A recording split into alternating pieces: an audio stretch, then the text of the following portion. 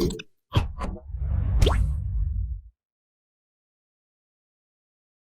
everyone, myself Kundan Misra welcomes you all at Wise IAS, India's most affordable platform for the preparation of various civil services examinations conducted across the country. Today we are going to begin with our fifth lecture in the Ecology and Environment series.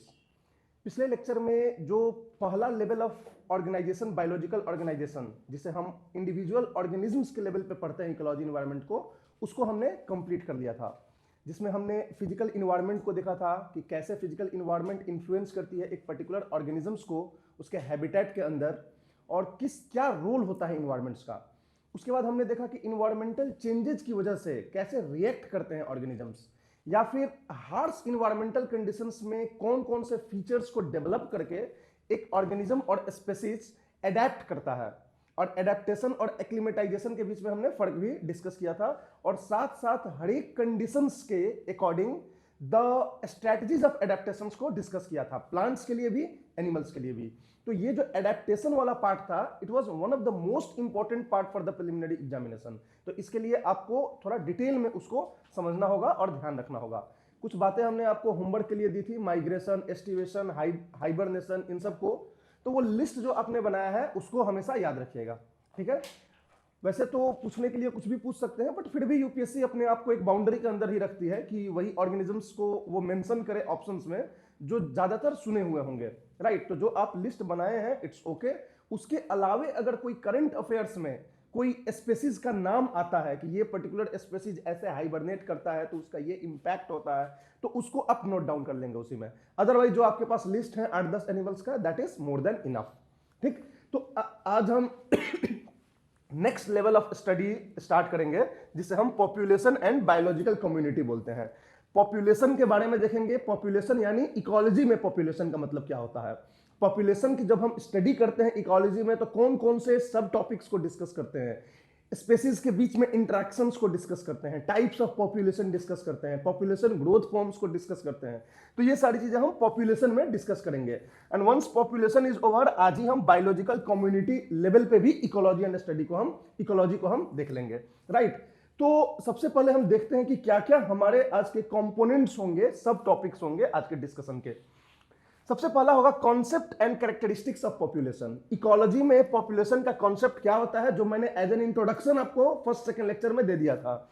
और characteristics क्या होता है, मतलब कोई भी different population को हम कैसे आइडेंटिफाई करते हैं, कैसे डिफरेंशिएट करते हैं, on the basis of what kind of characteristics they are reflecting. फिर हम देखेंगे कि बायोटिक पोटेंशियल क्या होती है और इन्वायरमेंटल रेसिस्टेंस क्या होती है। ये दो टर्म जो है पॉपुलेशन से जुड़ा हुआ है, ये दोनों टर्म इंपॉर्टेंट है। कभी यूपीएससी में आपको सीधा सीधा पूछा जा सकता है बायोटिक पोटेंशियल या इन्वायरमेंटल रेसिस्टेंस से रिलेटेड कि ये क्या होता है, 4 ऑप्शंस के साथ। तो आपको ये ध्यान में रखना है। पॉपुलेशन ग्रोथ फॉर्म्स क्या होता है, डिफरेंट स्पेसीज का जो तरीका होता है पॉपुलेशन ग्रोथ का वो अलग अलग होता है। तो जनरली 2 पॉपुलेशन ग्रोथ फॉर्म्स होते हैं जिसको हम यहां डिस्कस करेंगे। इसके बाद हम बायोटिक इंटरेक्शंस देखेंगे। बायोटिक इंटरेक्शंस मतलब कि आपको पता ही है कि इकोलॉजी तो होता ही है डिफरेंट ऑर्गेनिजम्स के इंटरेक्शंस को स्टडी करना, यही इकोलॉजी का डेफिनेशन बेसिक हमने देखा था। तो बायोटिक इंटरेक्शन में हम ये देखेंगे कि कितने तरह के इंटरेक्शंस होते हैं ऑर्गेनिजम्स के बीच में, और वो किस बेसिस पे हम इंटरेक्शंस डिसाइड करते हैं। 5-6 तरह के इंटरेक्शंस होते हैं, इन सब का हम आपको डिटेल में समझाएंगे। फिर आएगा concept and characteristics of biotic community. तो अब हम बात करेंगे पॉपुलेशन के बाद बायोटिक कम्युनिटी की, कि बायोटिक कम्युनिटी का कंसेप्ट क्या होता है इकोलॉजी में, और क्या क्या कैरेक्टरिस्टिक्स होते हैं, क्या क्या उसके आइडेंटिफिकेशंस होते हैं बायोटिक कम्युनिटी के। और लास्ट जो हमारा टॉपिक हो बायोटिक सक्सेशन। बायोटिक सक्सेशन क्या होता है, कितने स्टेजेस होते हैं सक्सेशन के, ये सारी चीजें हम डिस्कस करेंगे एक बार बायोटिक कम्युनिटी ओवर होने के बाद। तो ये सारी चीजें आज हम डिस्कस करेंगे 1 by 1, राइट। तो पॉपुलेशन क्या होता है, आप बताओ क्या होता है, what is the concept of population in ecology and environment.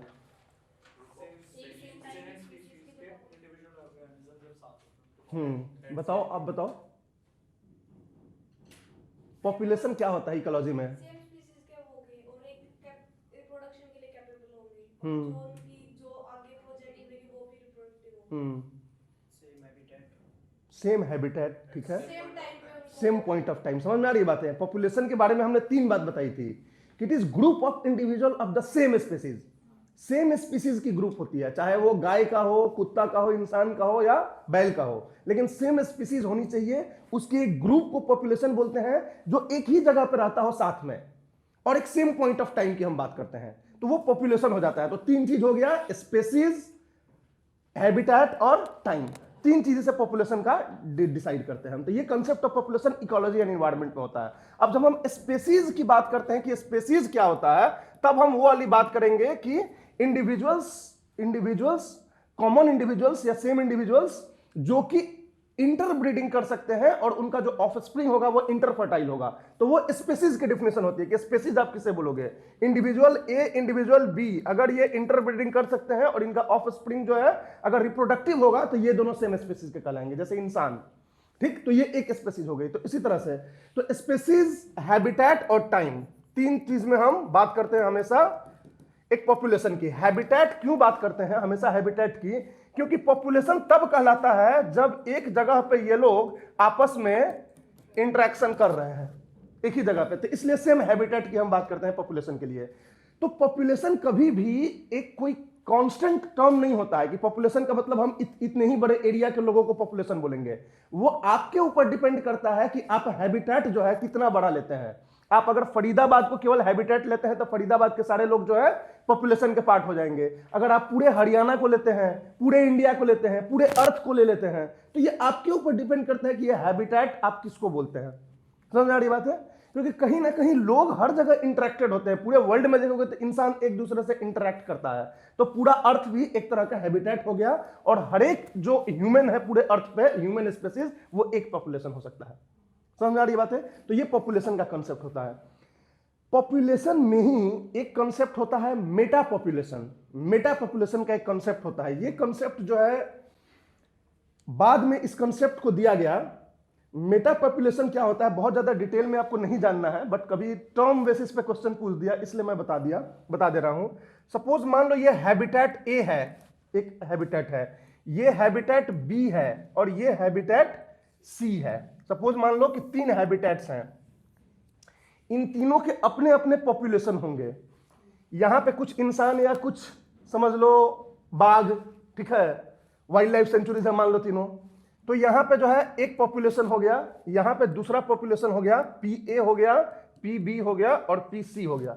ये तीनों अलग अलग पॉपुलेशंस हो गए, अलग अलग हैबिटेट हो गए। अब सपोज मान लो कि इन तीनों के बीच में इंटरेक्शन हो रहा है। एक बाघ यहां से चल के यहां आ जा रहा है, दूसरा बाघ यहां से यहां चला जा रहा है, तीसरा यहां से यहां आ जा रहा है। अगर ये तीनों में इंटरेक्शन हो रहा है, समझ आ रही बातें, तो इस पूरे को हम मेटा पॉपुलेशन बोल देंगे। तो Meta population is the population of populations. समझ आ रही बातें? तो ये तीनों हैबिटेट के बीच में इंटरेक्शन है और तीनों इंडिपेंडेंटली अलग अलग पॉपुलेशन है, तो इन तीनों को आप मेटा पॉपुलेशन बोल दोगे। समझ आ रही बात है? अब मेटा पॉपुलेशन को बायोलॉजिकल कम्युनिटी से कभी भी कंफ्यूज मत होना, क्योंकि जब हम बायोलॉजिकल कम्युनिटी की बात करते हैं तो ये पॉपुलेशन जो है बाघ की पॉपुलेशन हो जाएगी, ये हो जाएगी लायन की हो जाएगी, ये टाइगर की हो जाएगी और ये डियर की हो जाएगी। जब तीनों अलग अलग स्पेसीज हो गए तब इसको आप बायोलॉजिकल कम्युनिटी बोलोगे, क्योंकि बायोलॉजिकल कम्युनिटी का मतलब होता है कि डिफरेंट स्पेसीज का एक साथ होना। समझ में आ रही बात है? तो ये बायोलॉजिकल कम्युनिटी बोल लोगे, तीनों को बड़ा इसको हैबिटेट मान लिए तो ठीक। अब तीनों सेम स्पेसीज हैं लेकिन अलग अलग इनका हैबिटेट है, लेकिन इन तीनों में इंटरेक्शन हो रहा है, एक जगह से दूसरे जगह जा रहे हैं, दूसरे से तीसरे जा रहे हैं, तो ये हो जाएगा आपका मेटा पॉपुलेशन। तो मेटा पॉपुलेशन भी किसी एक ही स्पेसीज का होता है। डिफरेंट हैबिटेट में स्पेसीज का पॉपुलेशन होता है और सारे हैबिटेट्स के बीच में आपस में इंटरेक्शन होता है, तो this is called Meta population. ये कंजर्वेशन के लिए ये इंपॉर्टेंट था मेटा पॉपुलेशन को कंसेप्ट समझना। जैसे मान लो कि बाघ ही है, एक वाइल्ड लाइफ सेंचुरी से दूसरे वाइल्ड लाइफ सेंचुरी में हम ये करते हैं, तीसरे में करते हैं, जिनका जिसके अकॉर्डिंग ये होता है। अब ये मेटा पॉपुलेशन क्यों इंपॉर्टेंट होता है? क्योंकि ये इंटरेक्शन क्यों होता है। सपोज यहां पे 10 बाघ थे, यहां पे जो है 15 बाघ हैं, लेकिन यहां पे जो बाघ का खाना है वो ज्यादा है, तो इधर का बाघ इधर जाना चाहेगा, क्योंकि यहां पे ओवर पॉपुलेशन हो चुका है। तो ये एक जगह से दूसरे जगह हमेशा जाना चाहता है। ये टेंडेंसी होती है किसी भी ऑर्गेनिजम्स की, ये हमारी भी टेंडेंसी। हम क्यों यूएस की तरफ भाग रहे हैं, क्यों कनाडा की तरफ जा रहे हैं? क्योंकि हमारे यहाँ ओवरलोडेड रिसोर्स हो गया है, तो हम हमेशा इंटरेक्ट करना चाह रहे हैं किसी और रीजन के पॉपुलेशन से। तो दिस चीज को स्टडी करने के लिए हमको मेटा पॉपुलेशन की कंसेप्ट की जरूरत पड़ी, तो इसके लिए हमने मेटा पॉपुलेशन का कंसेप्ट दे दिया। तो दिस इज मेटा पॉपुलेशन। समझ में आ रही बात है? इससे ज्यादा डिटेल में अंदर जाने की स्पेशलाइज्ड स्टडी की जरूरत नहीं है। एनसीईआरटी में ये वर्ड मेंशन्ड है, इसलिए मैंने यहां पे डिस्कस कर दिया, राइट। अब बात करते हैं पॉपुलेशन कैरेक्टरिस्टिक्स। अब मान लो पॉपुलेशन ए है, पॉपुलेशन बी है, पॉपुलेशन सी है। आपको तीनों में डिफरेंस क्रिएट करना है कि भाई डिफरेंस बताओ तीनों में। तो कैसे करोगे? कुछ ना कुछ कैरेक्टरिस्टिक्स आपको होना चाहिए, पता होना चाहिए कि पॉपुलेशन की ये कैरेक्टरिस्टिक होती है, उस बेसिस पे आपको डिफरेंस बताओगे। अब बोला जाए कि इंडिया के पॉपुलेशन की और यूएस के पॉपुलेशन की डिफरेंस बताओ, तो you must be aware about the characteristics of the population की। कैरेक्टरिस्टिक्स क्या होती है पॉपुलेशन की? तो सबसे पहले कैरेक्टरिस्टिक होती है डेंसिटी। डेंसिटी में हम देखते हैं पॉपुलेशन की कि पॉपुलेशन तो है, इस हैबिटेट में भी पॉपुलेशन है, इस हैबिटेट में भी पॉपुलेशन है, P1 है और P2 है, दो पॉपुलेशन है। ये हैबिटेट मान लो 10 किलोमीटर स्क्वायर का एरिया है, ये भी 10 किलोमीटर स्क्वायर का एरिया है। यहां पे 100 लोग हैं और यहां पे 200 लोग हैं, तो इसको बोलेंगे कि ज्यादा डेंस पॉपुलेशन है। तो density one of the factor of identification of population, एक फैक्टर होता है। डेंसिटी का मतलब होता है number of individuals living per unit area, उसको डेंसिटी बोलते हैं। डेंसिटी का of Bihar is more than density of Haryana, density of Maharashtra is more than density of Uttarakhand. तो ये सब जो है अदर डिफरेंट डिफरेंट रीजन्स के हैबिटेट हो गए, उत्तराखंड महाराष्ट्र, और इनके बीच का डिफरेंशिएट कर रहे हो on the basis of density. समझ में आ रही बात है? अब बात हो गई आपको इसकी। अब हम बात करते हैं दूसरा, इसका जो फैक्टर होता है ये करने का। पहला तो डेंसिटी हो गया, दूसरा होता है नेटेलिटी। नेटेलिटी नेटेलिटी तीसरा होता है मोर्टेलिटी। मोर्टेलिटी चौथा होता है डिस्पर्सल। डिस्पर्सल और पांचवा होता है एज स्ट्रक्चर। एज स्ट्रक्चर, ठीक है। ये मेनली 5 फीचर्स होते हैं पॉपुलेशन के, जिसके बेसिस पे हम डिसाइड करते हैं। डेंसिटी आप समझ गए। नेटेलिटी मतलब रेट ऑफ पॉपुलेशन ग्रोथ, मतलब किसी भी रीजन में rate of net increase of the individuals per unit time, ये नेटेलिटी होती है। कितना बॉर्न हो रहे हैं नए बच्चे या नया कोई भी जानवर, ये नेटेलिटी हो जाती है। मोर्टेलिटी क्या होती है? Rate of loss through death. Death की वजह से जो रेट ऑफ लॉस हुआ वो हो गया आपका मोर्टेलिटी। और बॉर्न, न्यू बॉर्न की वजह से, बर्थ की वजह से जो इंक्रीज हुआ वो हो गया नेटेलिटी। और तीसरा होता है डिस्पर्सल। डिस्पर्सल मतलब होता है कि एक माइग्रेशन, समझ रहे हो, एक जगह से दूसरे जगह एक्सचेंज ऑफ इंडिविजुअल्स, तो उसको माइग्रेशन बोलते हैं। अब माइग्रेशन भी दो तरह का होता है, किसी भी एक रीजन में आ रहे हैं लोग, ठीक है, तो एमिग्रेशन और इमिग्रेशन होता है। सपोज ये हैबिटेट ए है, ये हैबिटेट बी है, अगर यहां से यहां लोग जा रहे हैं, सपोज मान लो 3 इंडिविजुअल इधर से इधर आ गए, तो यहां पे बोलेंगे कि इनका जो है इमिग्रेशन हो रहा है। आई, ये आई मतलब हो गया कि आया, ठीक है, इमिग्रेशन हो गया। यहां से मतलब हो गया कि एमिग्रेशन हो गया। एमिग्रेशन हो गया मतलब गया, ई मतलब गया, आई मतलब आया, ठीक है। तो आना जाना की वजह से जो होता है there is a change in the structure और डेंसिटी ऑफ द रीजन। तो ये हो गया आपका क्या? डिस्पर्सल।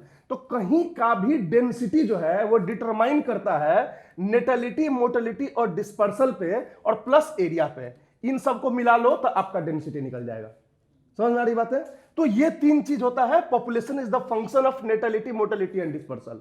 इसी 3 चीज पे पॉपुलेशन होता है। अब आप इंडियन सोसाइटी में आप पढ़ोगे पॉपुलेशन, डेमोग्राफी जिसे बोलते हैं, जब जो हम ह्यूमन के कॉन्सेप्ट में बोलते हैं, तो माइग्रेशन एक बड़ा इशू हो जाता है कि माइग्रेशन क्यों होता है, push factor, pull factor, different type of migrations, rural urban migration, urban urban migration, rural rural urban migration, national migration, regional migration, international migration, कई तरह का माइग्रेशन में आ जाएंगे। तो वो हमारा ज्योग्राफी से हटके सोशियोलॉजी में चले गए, एंथ्रोपोलॉजी में हम चले गए। वो भी ज्योग्राफी का पार्ट होता है, लेकिन population geography all together different होता है। इकोलॉजी में जो हम बात कर रहे हैं डिस्पर्सल, यहां माइग्रेशन की कम बात कर रहे हैं, डिस्पर्सल की बात क्यों कर रहे हैं? माइग्रेशन का मतलब होता है कि खुद उठ के चलना। डिस्पर्सल में प्लांट्स का भी होता है, प्लांट्स खुद उठ के नहीं जा सकते हैं, लेकिन चिड़िया आई, प्लांट्स पे बैठी, एक उसका फ्रूट लिया, उड़ के लेके चली गई, कहीं जाके गिरा दी, वहां जो है प्लांट उग गया, तो दैट इज डिस्पर्सल। तो इकोलॉजी में हम माइग्रेशन नहीं बोलते हैं, डिस्पर्सल बोलते हैं, क्योंकि वहां पे प्लांट्स का भी इधर फैलना होता है, और वो जो है प्लांट्स खुद उठ के नहीं जाते हैं, ठीक, उसके सीड्स जो है स्प्रेड किए जाते हैं बिकॉज ऑफ वेरियस ऑर्गेनिजम्स, इसलिए इसको हम डिस्पर्सल बोलते हैं। समझ में आ गई बात है? ये हो गया। और लास्ट होता है एज स्ट्रक्चर। ये एज स्ट्रक्चर क्या होता है कोई भी पॉपुलेशन में? जैसे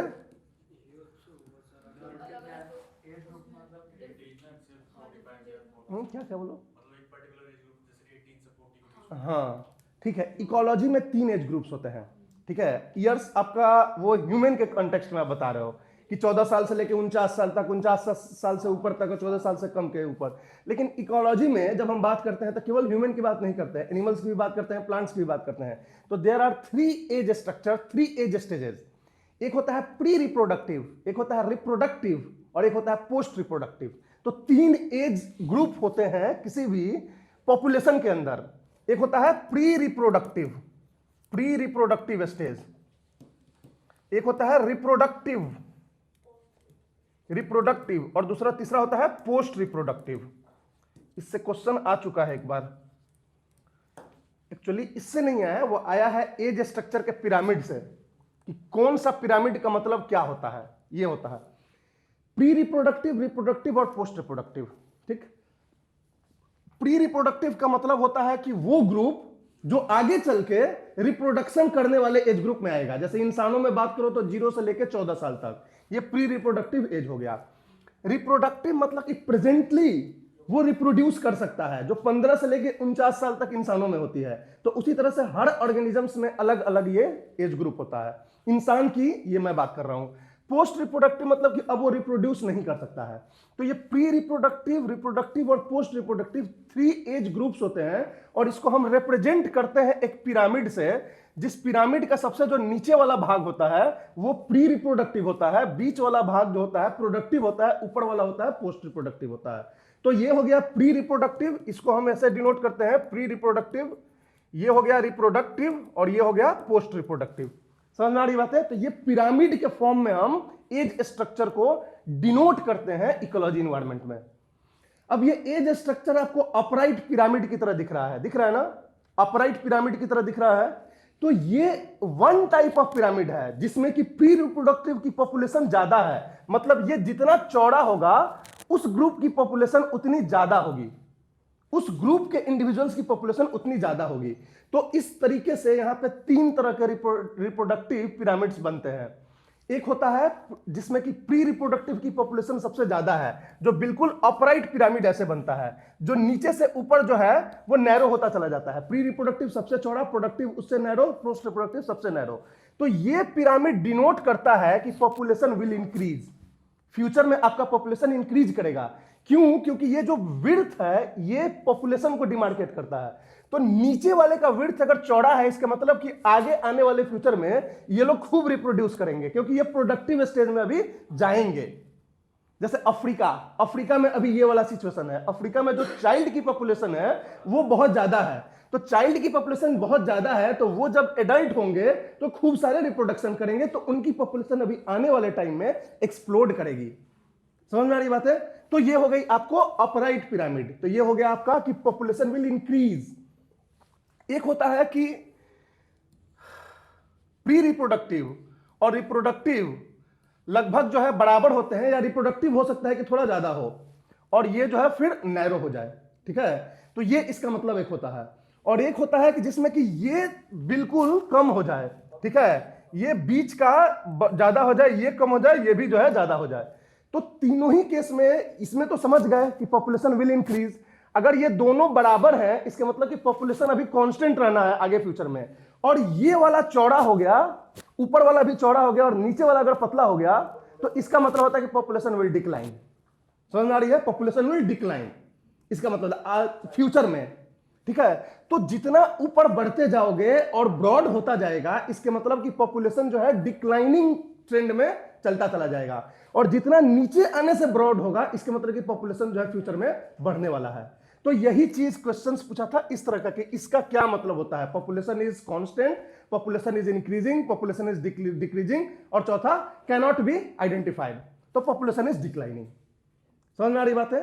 बीच वाला अगर नीचे वाले से चौड़ा हो जाए तो पॉपुलेशन इज डिक्लाइनिंग। क्लियर है? तो ये सारी चीजें तो यूरोपियन कंट्रीज में ऐसा ही है।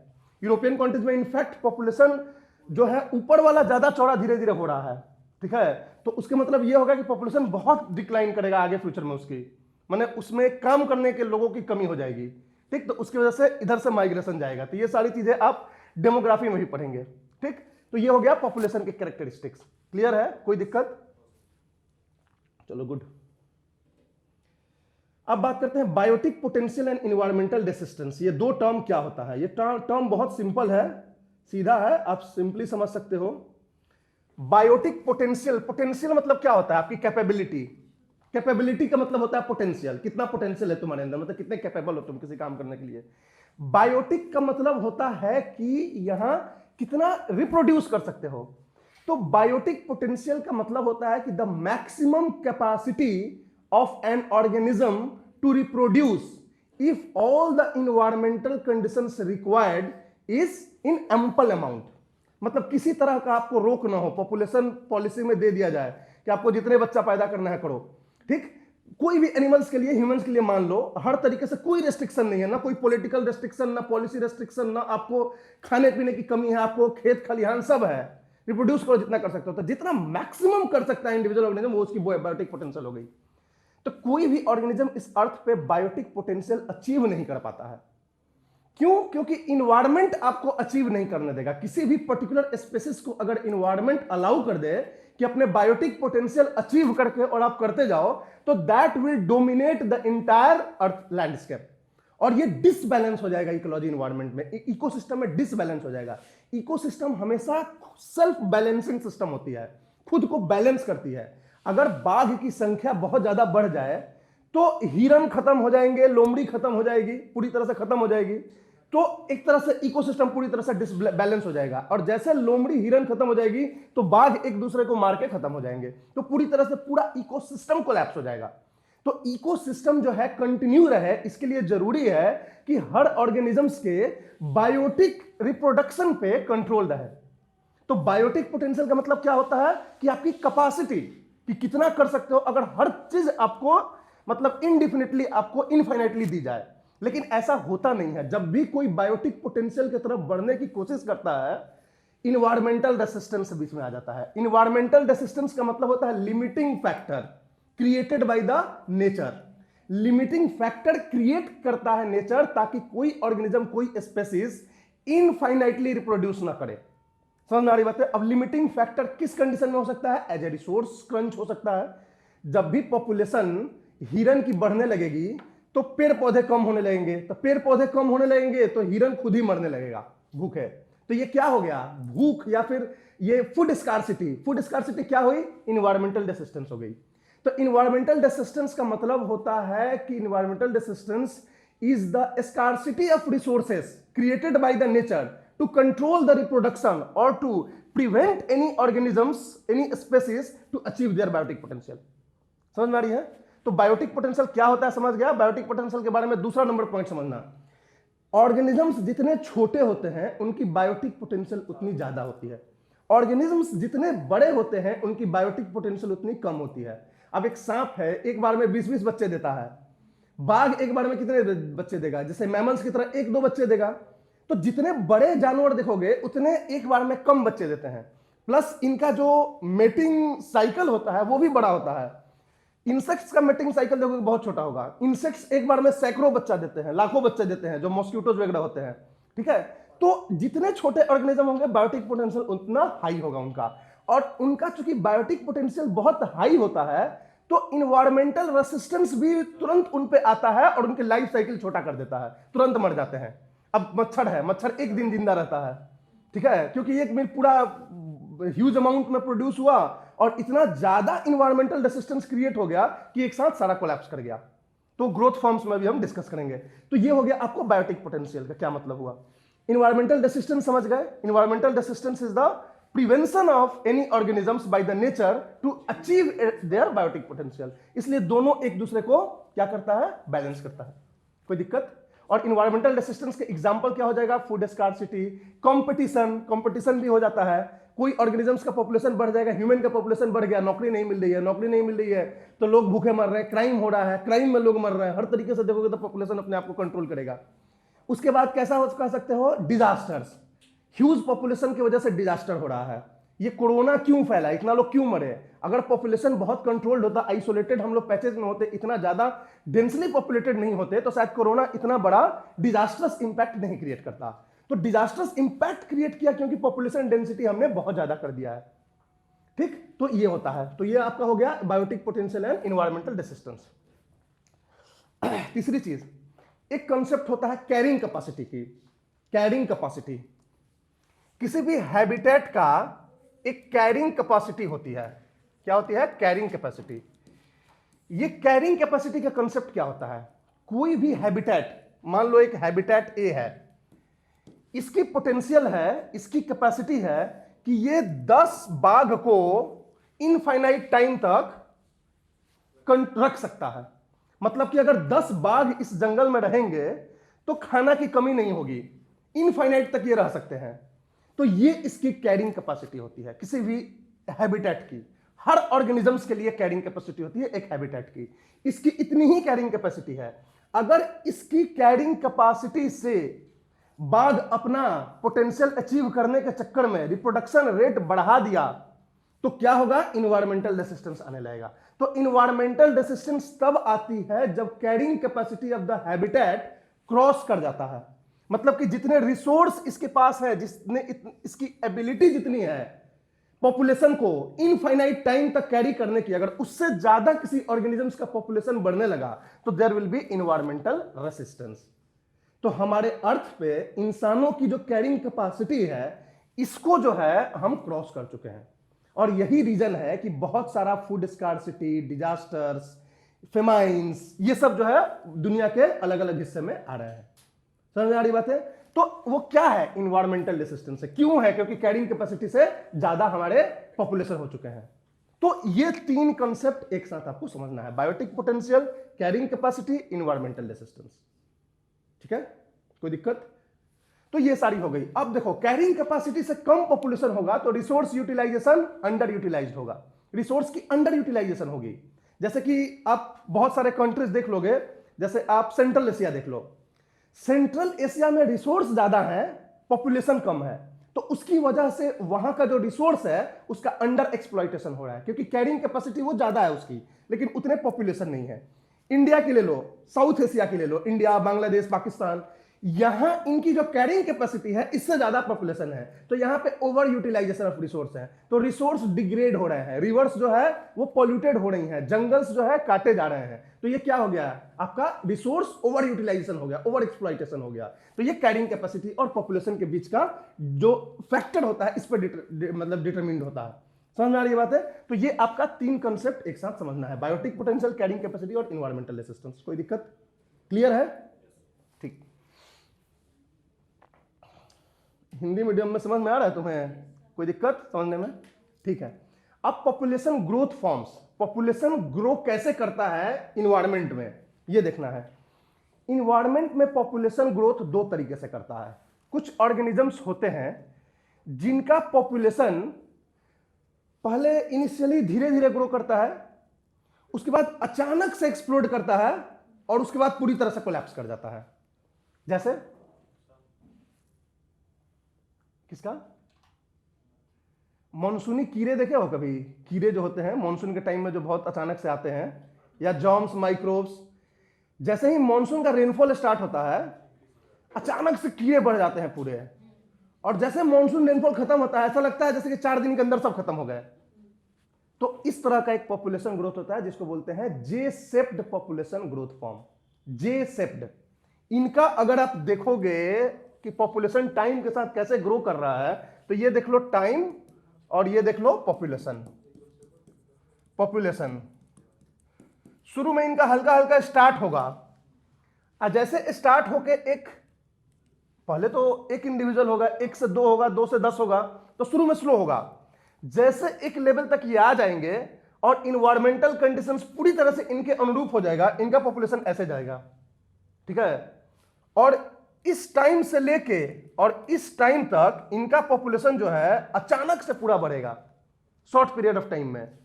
और इस टाइम के बाद क्या होता है कि इनकी इन्वायरमेंटल कंडीशंस जो चाहिए होती है इनके सर्वाइवल के लिए, वो अचानक से कम हो जाती है, तो इनका पॉपुलेशन जो है अचानक से घट के खत्म हो जाता है। एक्चुअली इन्वायरमेंटल रेसिस्टेंस अचानक से यहां पे आ जाती है। यहां तक तो आपको पूरा इन्वायरमेंटल रेसिस्टेंस नहीं था, पूरा ये रिसोर्स था, तो अचानक से एक्सप्लोड किया, और जैसे ही टेम्परेचर, रेनफॉल, ये सब कुछ चेंज हुआ, अचानक से इनका पॉपुलेशन खत्म हो गया। तो इनका पॉपुलेशन ग्रोथ ऐसे होता है, इसको बोलते हैं जे शेप्ड ग्रोथ फॉर्म, जे शेप्ड ग्रोथ फॉर्म। ये ज्यादातर होता है सीजनल इंसेक्ट्स में, seasonal insect, seasonal microbes, small organisms में ज्यादा होता है, जिनका लाइफ साइकिल छोटा होता है। ठीक, तो ये होता है जे शेप्ड ग्रोथ फॉर्म्स। समझ में आ रही है? लार्ज मैमल्स वगैरह में ऐसा नहीं होता है, जे शेप्ड ग्रोथ फॉर्म्स होता है। दूसरा होता है एस शेप्ड ग्रोथ फॉर्म, जिसको सिग्मोइड ग्रोथ फॉर्म्स भी बोलते हैं। एस शेप्ड, एस शेप्ड में क्या होता है कि पहले स्लो स्लो स्लो स्लो होता है, उसके बाद अचानक से एक्सप्लोड भी करता है, लेकिन एक्सप्लोड करने के बाद अचानक से नहीं गिरता है, फिर जो है एक लेवल तक जाता है और जहां कैरिंग कैपेसिटी अचीव हो जाती है, और जैसे ही कैरिंग कैपेसिटी अचीव हो जाती है तब वो हल्का फुल्का ऊपर नीचे होता रहता है, कांस्टेंट होता है। जैसे कि ये देखना, सेम हो गया, ये टाइम, ये पॉपुलेशन। पहले जो है स्लोली होगा, उसके बाद अचानक से ऐसे बढ़ेगा और उसके बाद ऐसे ऐसे जाएगा। तो इसको बोलते हैं S shaped. This is S shaped growth form. Growth form नहीं खत्म होगा, एस शेप्ड ग्रोथ फॉर्म्स। इंसान ऐसे बढ़ा है, इंसान की पॉपुलेशन, मैमल्स का पॉपुलेशन ऐसे बढ़ता है। अगर आप पॉपुलेशन भी आपको पढ़ना है पेपर 1 में, वो भी आप पढ़ोगे, तो उसमें भी पढ़ोगे तो आप देखोगे कि पॉपुलेशन का जो थियरी है एक डेमोग्राफिक ट्रांजिशन थियरी करके है। डेमोग्राफिक ट्रांजिशन थियरी, वो थियरी क्या बोलता है कि पॉपुलेशन जो है कहीं पे भी वर्ल्ड में कहीं भी चले जाओ, पॉपुलेशन स्टेजेस में बढ़े हैं। जो पहला स्टेज होता है उस स्टेज में मोर्टेलिटी रेट बहुत हाई होती है, बर्थ रेट भी हाई होता है, डेथ रेट भी हाई होता है। बर्थ रेट डेथ रेट दोनों हाई होने की वजह से पॉपुलेशन ग्रोथ जो है लगभग कांस्टेंट है, बहुत स्लो ग्रोथ है। कांस्टेंट तो पॉपुलेशन ग्रोथ जनरली नहीं होता है, क्योंकि वो तो आइडियल सिचुएशन हो गया, लेकिन स्लो ग्रोथ हो गया, बहुत स्लो ग्रोथ हो गया। क्यों? क्योंकि लोग भी थोक भाव में मर रहे हैं, क्योंकि मेडिकल फैसिलिटीज नहीं है, साइंस डेवलप्ड नहीं है, जो आज से 200-300 साल पहले हमारे यहां होता था। कि हमारी पॉपुलेशन में बर्थ रेट भी बहुत हाई था, डेथ रेट भी बहुत हाई था, क्योंकि हमारा जो लाइफ एक्सपेक्टेंसी था वो बहुत कम था। दुनिया भर की बीमारी से मरते थे, प्लेग फैलता था तो थोक भाव में लोग चल देते थे, कोई भी बीमारी आती थी, प्लस रिसोर्स क्रंच होता था, साइंस डेवलप नहीं था, मेडिकल साइंस डेवलप नहीं था। तो इस कंडीशन में पहले ऐसे होता है। एक टाइम के बाद क्या होता है कि साइंस डेवलप हो जाती है। साइंस डेवलप होने से दो फायदे होंगे, एक तो कि मेडिकल साइंस आपकी डेवलप हो गई तो आपके डेथ रेट कम हो जाएंगे, और दूसरी कि जब इंजीनियरिंग साइंस डेवलप हो गई तो आप रिसोर्स अब आपके पास ज्यादा है एक्सप्लॉइट करने के लिए, तो दोनों ही कंडीशन में आपका पॉपुलेशन अचानक से बढ़ेगा। ठीक है, तो वो अचानक से पॉपुलेशन हमारा बढ़ा कब? इंडस्ट्रियल रिवोल्यूशन के बाद। तो ये अचानक से पॉपुलेशन बढ़ता है और बढ़ के कहां तक पहुंचता है? कैरिंग कैपेसिटी तक। कैरिंग कैपेसिटी को डिनोट करते हैं हम के से। कैरिंग कैपेसिटी आ गई, अब आप बढ़ाओगे तो अपने आप कम होगा, तो उसके बाद पॉपुलेशन जो है ऐसे ऐसे चलता है। तो ये S shaped population growth form होता है, सिग्मोइड पॉपुलेशन ग्रोथ फॉर्म। ये लार्जर एनिमल्स में ऐसा ही होता है, मैमल्स में, इंसानों में इस तरह का पॉपुलेशन ग्रोथ फॉर्म होता है। समझ में आ रही बात है? तो this is the two forms of population growth according to ecology and environment. कोई दिक्कत? अब चलो देखते हैं बायोटिक इंटरेक्शन क्या होता है। देखो, इन्वायरमेंट में जो ऑर्गेनिजम्स होते हैं, स्पीसीज होते हैं, उनका एक दूसरे से इंटरेक्शन होता है, और इस इंटरेक्शन के ही थ्रू इकोसिस्टम चलता है। राइट? अब हमें पढ़ना होता है कि किसी भी जगह पे किस किस तरह का इंटरेक्शन होता है ऑर्गेनिजम्स में। इंटरेक्शन जो है कई तरीके से होता है। कुछ इंटरेक्शन बेनिफिट के लिए होता है, जनरली हर कोई अपना बेनिफिट चाहता है। ठीक? तो इंटरेक्शन जो है वो पॉजिटिव इंटरेक्शन और नेगेटिव इंटरेक्शंस भी होते हैं। पॉजिटिव इंटरेक्शंस में होता है कि या तो दोनों ही स्पीसीज फायदे में हो, या कोई एक फायदे में हो लेकिन किसी को घाटा नहीं हो, दूसरे को ना फायदा ना घाटा। ठीक? दूसरा होता है नेगेटिव इंटरेक्शंस, जिसमें किसी ना किसी को घाटा हो या दोनों को घाटा हो, तो उसमें नेगेटिव इंटरेक्शंस उसको बोलते हैं। मतलब जहां घाटा लग गया वो नेगेटिव इंटरेक्शन हो जाएगा, चाहे किसी दोनों में से किसी एक को हो या दोनों को हो। और किसी एक को फायदा हो या दोनों को फायदा हो, और जहां केवल एक को फायदा हो लेकिन दूसरे को कोई घाटा नहीं हो रहा हो, तो वो भी पॉजिटिव इंटरेक्शन में आता है। तो पहले तो हम इंटरेक्शन को पॉजिटिव वर्सेस नेगेटिव के टर्म्स में देखते हैं कि इंटरेक्शंस पॉजिटिव होता है कि नेगेटिव होता है। तो हमें दो ऐसे इंटरेक्शंस दिखे जो पॉजिटिव इंटरेक्शन कहलाएंगे। एक वो इंटरेक्शन जिसमें दोनों स्पेसीज को फायदा होता है, और एक वो इंटरेक्शन जिसमें से एक को फायदा होता है और दूसरे को ना कोई फायदा ना कोई घाटा होता है, तो वो हो जाता है दोनों पॉजिटिव इंटरेक्शंस। फिर नेगेटिव इंटरेक्शंस में देखेंगे तो कई तरह के हमें सिचुएशंस दिखते हैं जहां की नेगेटिव इंटरेक्शंस यानी या तो दोनों को घाटा हो रहा है, या तो एक को फायदा एक को घाटा हो रहा है, या तो एक को घाटा और दूसरे को कोई फायदा कोई घाटा नहीं। ठीक, तो इंटरेक्शंस होता ही है हर ऑर्गेनिजम्स के अपने सर्वाइवल के लिए। पहली चीज, हर कोई सर्वाइव करना चाहता है, ग्रो करना चाहता है, और इसलिए वो चाहता है कि हम दूसरे को साइड करके ग्रो करें, जिसको हम बोलते हैं सर्वाइवल ऑफ द फिटेस्ट। ये जो है आपका लॉ चलता है पूरे इकोसिस्टम में, इवोल्यूशनरी हिस्ट्री में यही लॉ चला है। ठीक, लेकिन इकोसिस्टम क्या करती है कि सर्वाइवल ऑफ द फिटेस्ट तो ठीक है, लेकिन वो कंट्रोल करती है हमेशा कि कोई भी ओवर डोमिनेट ना करे, राइट, और पूरे अर्थ पे वो ही केवल मतलब अपनी पॉपुलेशन को कंप्लीटली बाकी सारे पॉपुलेशंस को रिप्लेस ना करे, अदरवाइज ये इकोसिस्टम पूरी तरह से कोलैप्स कर जाएगा। क्योंकि एक स्पेसीज जब पूरे अर्थ पे आ जाएगा या फ्यू स्पेसीज आ जाएंगे तो इनके बीच कंपटीशन इतना बढ़ जाएगा, फूड को लेके, स्पेस को लेके, शेल्टर को लेके, कि सब एक दूसरे लड़ कट के मर जाएंगे। जैसे कि किसके केस में हुआ था, डायनासोर्स के केस में हुआ था। उनकी पॉपुलेशन इतनी ज्यादा बढ़ने लगी कि प्लांट्स खत्म होने लगे, लोअर ऑर्गेनिजम्स खत्म होने लगे। तो लेटर ऑन क्या एक थियरी बोलता है जो डायनासोर्स के एक्सटिंक्शन के लिए मानी जाती है, सबसे मतलब एप्रोप्रिएट थियरी, वैसे तो बहुत सारे थियरीज हैं, उसमें मानी जाती है कि ये इनकी पॉपुलेशन इतनी बढ़ गई कि अब इनके रिसोर्स के लिए कंपटीशन बहुत ज्यादा बढ़ गया, और उसकी वजह से ये लोग एक दूसरे को मार के खत्म हो गए। तो such kind of is the collapse of a entire ecosystem. तो इस तरह का सिचुएशन ना हो, इसलिए इकोसिस्टम हमेशा मैनेज करके चलती है। तो हमें देखना है कि इंटरेक्शंस कितने तरह के होते हैं और उसके एग्जांपल्स इंपॉर्टेंट है कि इस इंटरेक्शंस का एग्जांपल बताओ कि क्या एग्जांपल है। ठीक है, अब देखो बायोटिक इंटरेक्शन में जब भी कोई स्पेसीज पॉजिटिव अगर उसको फायदा है तो उसको हम प्लस से डिनोट करते हैं, किसी को घाटा हो रहा है तो उसको माइनस से डिनोट करते हैं, और कोई फायदा घाटा नहीं है तो जीरो से डिनोट करते हैं, ओ से या जीरो से जो बोल लो। ठीक है, तो ये इंडिकेशन का साइन होता है, प्लस माइनस और जीरो। तो बायोटिक पोटेंशियल में एक होता है पॉजिटिव, एक होता है नेगेटिव। पॉजिटिव और नेगेटिव। पॉजिटिव में या तो प्लस प्लस होगा, प्लस प्लस मतलब दोनों को फायदा, या तो प्लस जीरो होगा, मतलब एक को फायदा एक को ना फायदा ना कोई घाटा। जब भी प्लस प्लस होगा, ये दो का मतलब स्पेसीज वन स्पेसीज टू याद रखना, इसको हम बोलते हैं म्यूचुअलिज्म। म्यूचुअलिज्म मतलब कि दोनों को फायदा है एक दूसरे से, इसलिए दोनों इंटरेक्ट कर रहा है। इसको बोलते हैं क्या, कमेंसलिज्म। कमेंसलिज्म जिसमें एक को फायदा है और एक को ना कोई फायदा ना कोई घाटा है। ठीक, नेगेटिव में क्या होगा, प्लस माइनस होगा। ठीक, प्लस माइनस होगा वो भी नेगेटिव में होगा, माइनस माइनस होगा ये भी नेगेटिव में होगा, और माइनस और जीरो होगा ये भी नेगेटिव में होगा। प्लस माइनस होगा मतलब एक को फायदा एक को घाटा। तो ऐसे दो इंटरेक्शंस होते हैं, एक होता है प्रीडेशन और दूसरा होता है पैरासाइटिज्म। ये ऐसा दो इंटरेक्शन होता है जिसमें एक को फायदा है और दूसरे को घाटा है, मतलब one is growing at the cost of other. तो ये हो गया आपका प्रीडेशन और पैरासाइटिज्म। दोनों में क्या फर्क है ये भी अब डिस्कस करेंगे। माइनस माइनस मतलब दोनों को घाटा है, कॉम्पिटिशन माइनस माइनस। और माइनस और जीरो, एक को फायदा है एक को ना घाटा है, सॉरी एक को घाटा है एक को ना फायदा ना घाटा, इसको क्या बोलते हैं,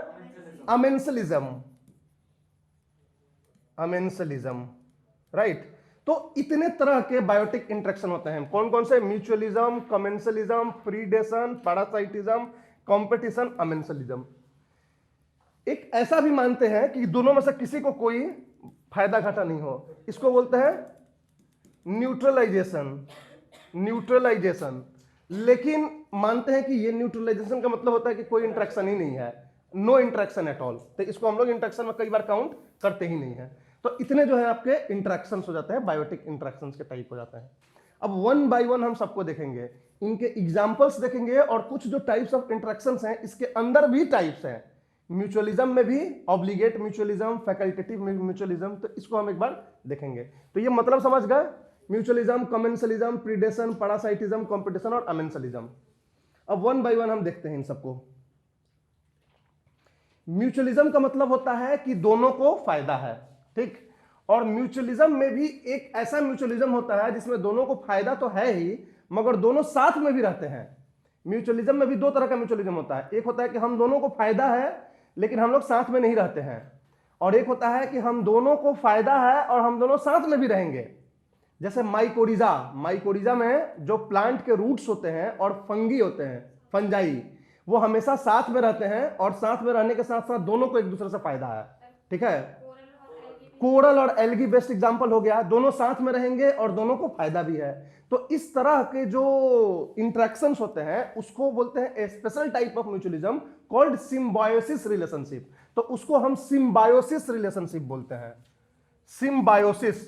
सिम्बायोटिक रिलेशनशिप का मतलब होता है कि both are benefited and both are living together. तो ये सिम्बायोटिक रिलेशनशिप हो गया, ठीक। तो सिम्बायोटिक रिलेशनशिप में आपका वही सब हो जाएगा, कोरल और एल्गी के बीच का हो जाएगा, माइकोरिजा में जो प्लांट के रूट्स होते हैं और फंजाई होते हैं इनके बीच का हो जाएगा।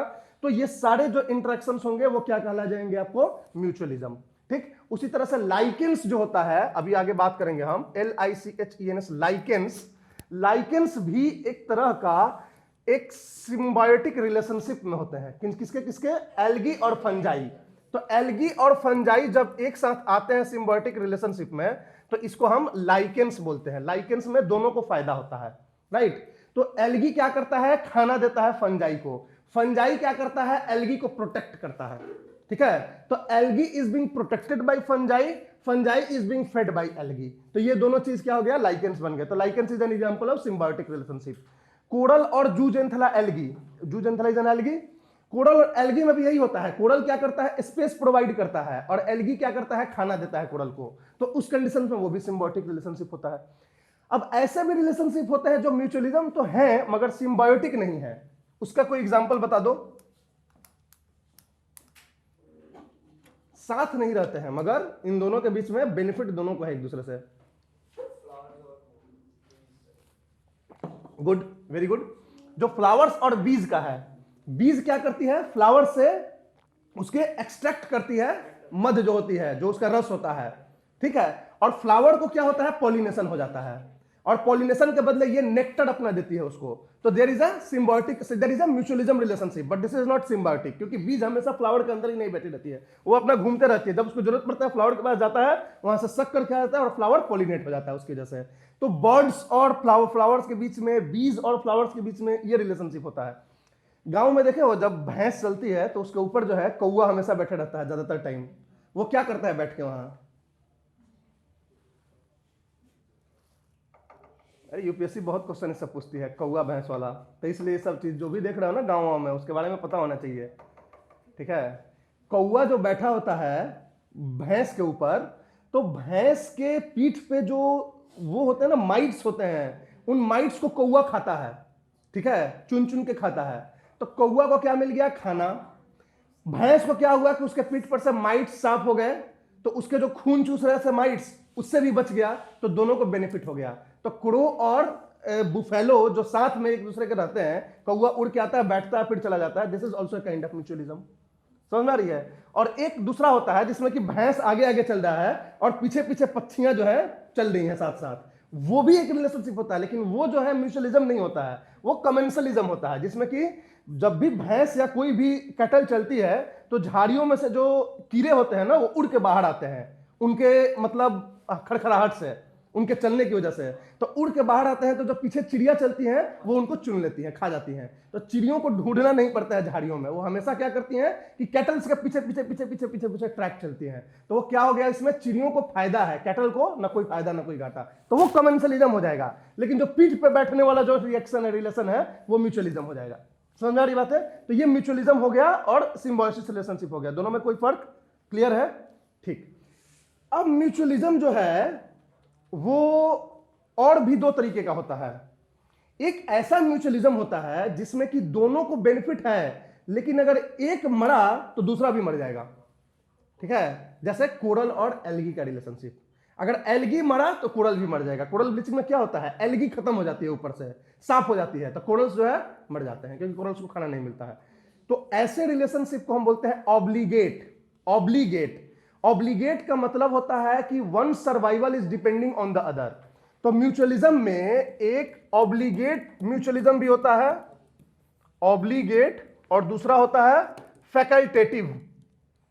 फैकल्टेटिव में क्या होता है कि एक के मरने से या नहीं रहने से दूसरा जो है एलिमिनेट नहीं होगा। हो सकता है इंपैक्टेड होगा, बेनिफिट उसको नहीं मिलेगा जो बेनिफिट उसको मिल रही थी, बट खत्म नहीं हो जाएगा, उसके और भी सोर्सेस हैं सर्वाइवल के। तो ये होता है ऑब्लिगेट और फैकल्टेटिव। ऑब्लिगेट मतलब कि दोनों का रिश्ता जीने मरने का होता है, एक मरा तो दूसरा भी मर जाएगा, जैसे कि corals and algae. Corals and algae, इन दोनों का ऑब्लिगेट म्यूचुअलिज्म होता है। फैकल्टेटिव में क्या होता है कि दोनों इंडिपेंडेंट सर्वाइवल है दोनों की, एक के मरने से दूसरा नहीं मरेगा। जैसे कि एग्जांपल में आपको ये कौवा और इसका ले लो, भैंस का। ऐसा नहीं है कि कौवा पीठ पे नहीं बैठेगा अगर तो भैंस मर जाएगा उसी टाइम, नहीं मरेगा। या फिर कौवा अगर उसके पीठ पे नहीं बैठेगा तो कौवा भूखे मर जाएगा, ऐसा भी नहीं है। तो वो रिलेशनशिप जो हो जाएगा वो फैकल्टेटिव हो जाएगा।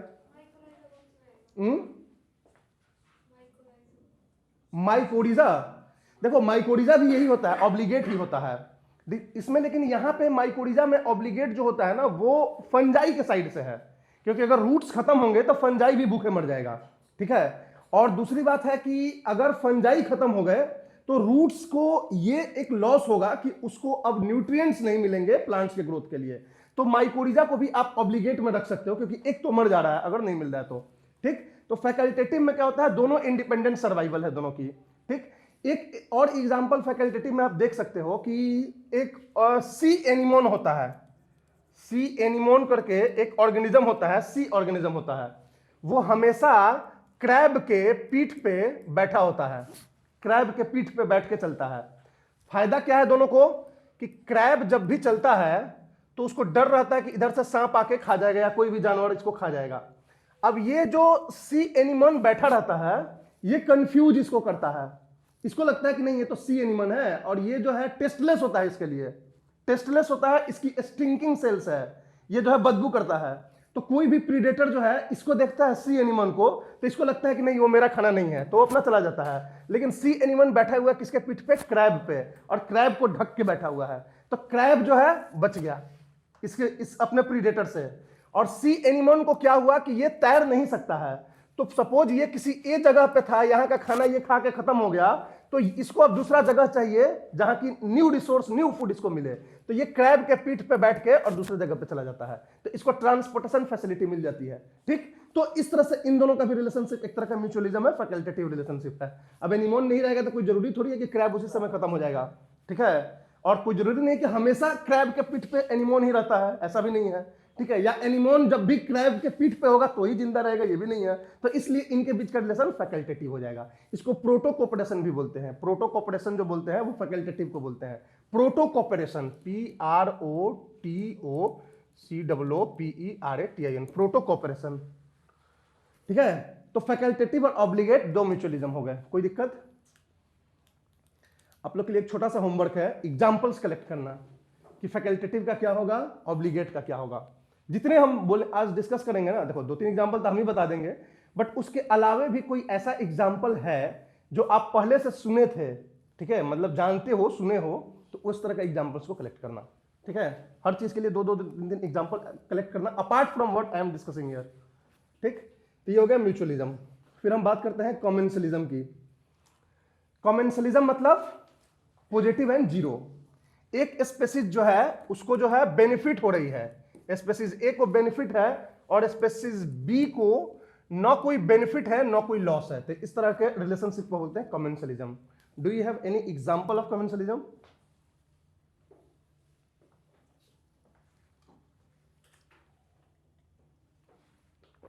कोई बात नहीं, जान दो, देखो दिल छोटा मत करो, नया चीजें हैं, ठीक है। तो इसलिए देखो एक शार्क और सकर फिश का जो इंटरेक्शन होता है वो कमेंसलिज्म होता है, जो जनरली मैरीन इन्वायरमेंट में होता है। मैरीन इन्वायरमेंट में एक शार्क होती है, ठीक है, शार्क होती है बड़ी सी मछली, ठीक।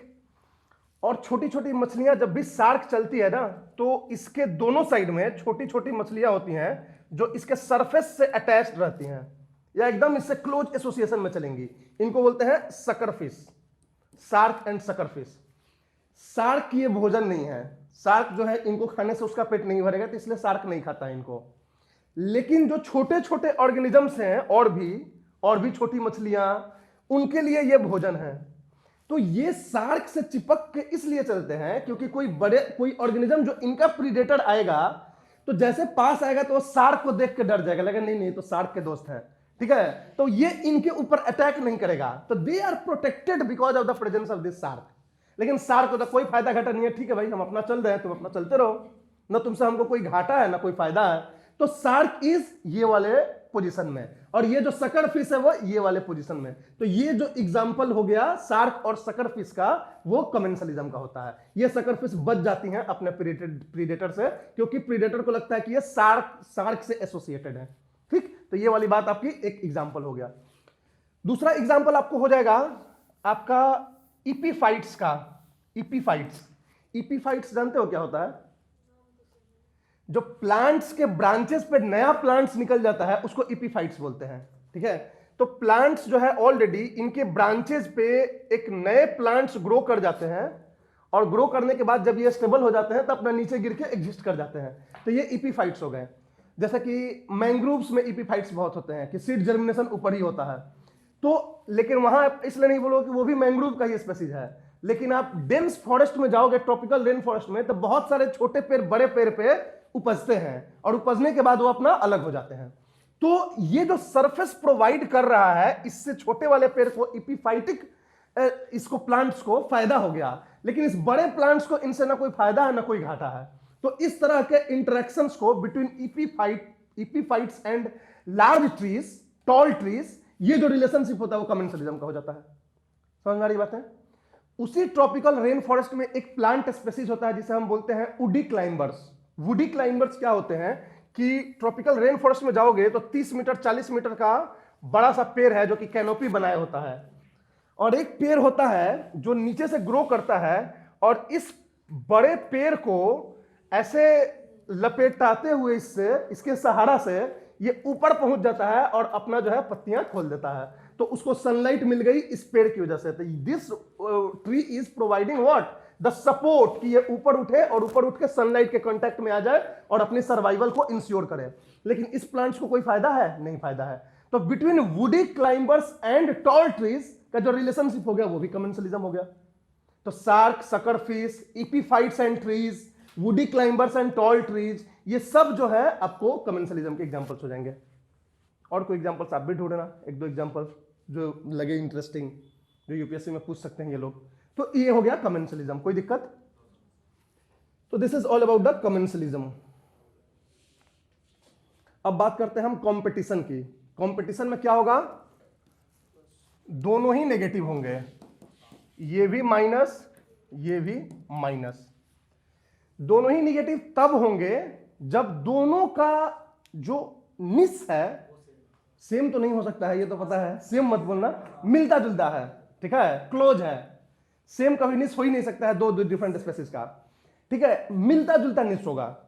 तो जब भी मिलता जुलता निस हो, सेम निस तभी होगा जब वो कोई एक ही ऑर्गेनिज्म होंगे, जिसको हम बोलते हैं इंट्रा स्पेसिफिक कंपटीशन। कंपटीशन भी दो तरह का होता है, एक होता है इंटर स्पेसिफिक, एक इंट्रा स्पेसिफिक। इंट्रा स्पेसिफिक मतलब कि एक ही स्पेसीज के डिफरेंट ऑर्गेनिजम्स में आपस में कंपीट करते हैं। दो बाघ की लड़ाई नहीं देखा हो, बाघ शेर की लड़ाई होती है, दो बाघों की भी लड़ाई हो सकती है, तो वो इंटर स्पेसिफिक और इंट्रा स्पेसिफिक होते हैं।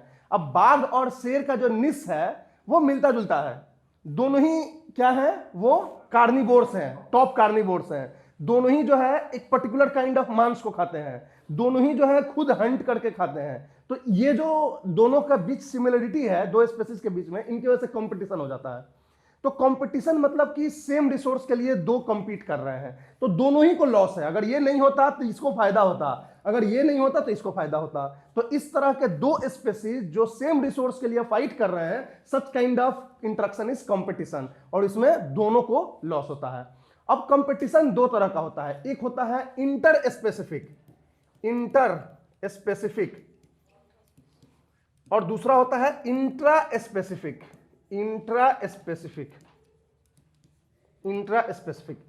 स्पेसिफिक कंपटीशन का मतलब होता है कि दो अलग अलग स्पेसीज, मतलब स्पेसीज ए और स्पेसीज बी, दो डिफरेंट स्पेसीज के बीच में जब भी कंपटीशन होगा तो उसको हम बोलेंगे इंटर स्पेसिफिक। जैसे इंटर कॉलेज टूर्नामेंट, दो कॉलेज के बीच में क्रिकेट मैच हो गया। इंट्रा मतलब कि एक ही कॉलेज के डिफरेंट डिफरेंट टीम्स के बीच में। तो इंट्रा स्पेसिफिक का मतलब होता है कि two individuals of the same species, तो वो इंट्रा स्पेसिफिक होगा। अब आप बताओ कि इंटर स्पेसिफिक और इंट्रा स्पेसिफिक में इंटेंस कंपटीशन कौन होगा, इंटर स्पेसिफिक होगा कि इंट्रा स्पेसिफिक होगा?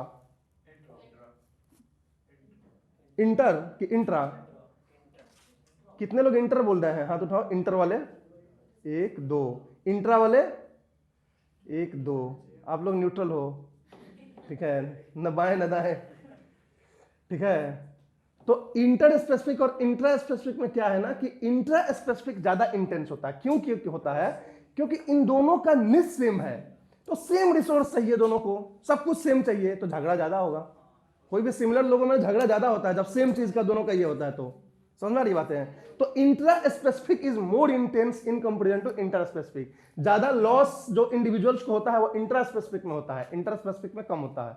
क्योंकि इंटर स्पेसिफिक में थोड़े से चेंजेस भी हो सकते हैं कि चलो भाई हम ये खा लेंगे तुम वो खा लो, इसमें तो दोनों हमको वही चाहिए। तो ये जो है intra specific is more intense. तो ये हो गया आपका कंपटीशन। रहने का भी शेल्टर ले लो, दोनों का बिल्कुल सेम होगा, सेम ऑर्गेनिजम्स अगर होंगे, सेम स्पेसीज के ऑर्गेनिजम्स होंगे, तो इनके बीच में हो सकता है कि थोड़ा सा हैबिटेट डिफरेंस हो जाए, तो इसलिए कंपटीशन जो है क्लियर हो जाता है। इंट्रा स्पेसिफिक में ज्यादा इंटेंस हो जाता है, ज्यादा लॉस मेकिंग हो जाता है, दोनों को ज्यादा लॉस होता है। तो ये हो गया आपका कंपटीशन। कोई दिक्कत? चलो, एक होता है प्रीडेशन। प्रीडेशन मतलब प्रीडेटर और प्रे का रिलेशनशिप। एक जानवर दूसरे जानवर को मार के खा जाता है, तो यही रिलेशनशिप जो है प्रीडेशन बोलते हैं, ठीक है। तो प्रीडेशन मतलब किलिंग एंड ईटिंग। तो एक इसमें जो स्पेसीज होता है उसको बोलते हैं प्रीडेटर, और दूसरा स्पेसीज जो होता है उसको बोलते हैं प्रे। जो मार के खा जाता है उसे बोलते हैं प्रीडेटर, और जिसको मार के खा जाया जाता है उसको बोलते हैं प्रे, राइट। तो प्रीडेटर और प्रे का ये रिलेशनशिप होता है। प्रे जनरली छोटा होता है प्रीडेटर से। अब जनरली बाघ शेर जो है ना हाथी का शिकार नहीं करते हैं, बहुत कम शिकार करते हैं हाथी का, ठीक है। जनरली लोमड़ी का करेंगे, हिरन का करेंगे। तो in terms of biomass strength हमेशा प्रीडेटर का ज्यादा होता है, प्रे का इनकंपैरेटिवली कम होता है। तो इसलिए प्रीडेटर चेस करता है और प्रे को मार देता है। तो इस तरह के हम बोलते हैं इसको प्रीडेशन। कोई दिक्कत प्रीडेटर और प्रे में? और ये जो प्रीडेटर प्रे का जो रिलेशनशिप होता है वो बहुत ही जरूरी होता है इकोसिस्टम में, एक तरह का मतलब बैलेंस बनाए रखने के लिए। अब सपोज मान लो कि शेर और बाघ हिरन को खाना छोड़ दें, तो क्या होगा? तो उससे क्या होगा? पेड़ पौधे खत्म हो जाएंगे अर्थ से। पेड़ पौधे खत्म हो गए तो पूरा इकोसिस्टम कोलैप्स हो गया, इंसान भी खत्म हो जाएगा, हिरन खुद ही खत्म हो जाएंगे, बाघ भी खत्म हो जाएंगे।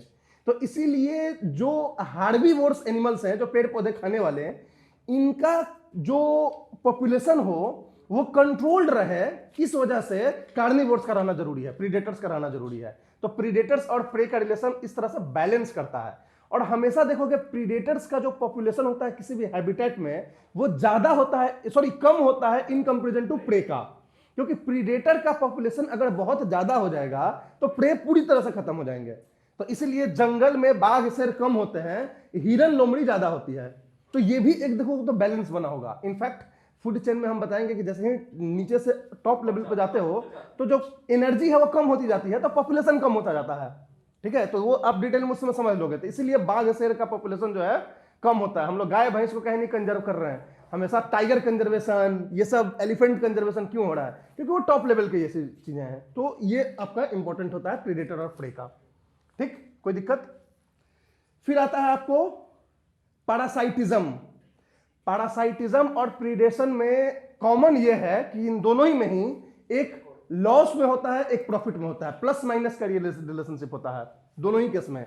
इसमें भी जो होता है एक प्लस होता है और दूसरा जो है माइनस होता है। जो प्लस होता है उसको बोलते हैं पैरासाइट, और जो माइनस होता है उसको क्या बोलते हैं? होस्ट। तो ये होस्ट और पैरासाइट का रिलेशनशिप होता है। उधर क्या था, प्रीडेटर और प्रे का रिलेशनशिप था, प्रे निगेटिव में था, प्रीडेटर पॉजिटिव में था।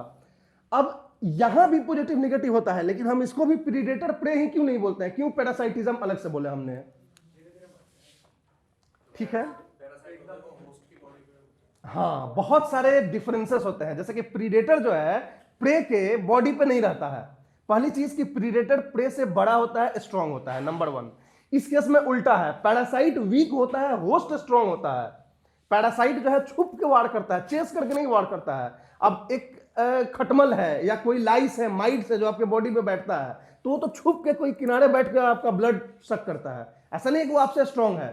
ठीक है, तो ये हो गया पैरासाइट होस्ट में और प्रीडेटर प्रे में। यही सब डिफरेंस है कि predator is a strong dominant, prey is recessive. इसमें जो है होस्ट डोमिनेंट होता है, लेकिन पैरासाइट जो है अपने स्मॉल साइज का फायदा उठाता है, पहली चीज।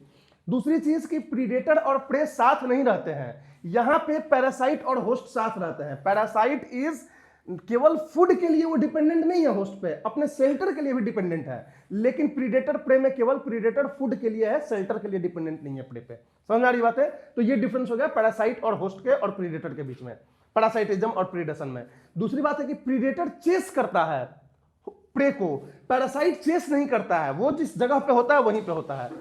एक प्रीडेटर के कई सारे प्रे होते हैं एट ए टाइम, एक पैरासाइट का एक ही होस्ट होता है एट ए टाइम। तो ये भी एक डिफरेंस हो गया। तो इस तरह के पैरासाइटिज्म और प्रीडेशन में यही डिफरेंस होते हैं। समझ में आ रही बात है? कोई दिक्कत? तो ये हो गया आपको पैरासाइट और होस्ट का और पैरासाइटिज्म का ये फंडा।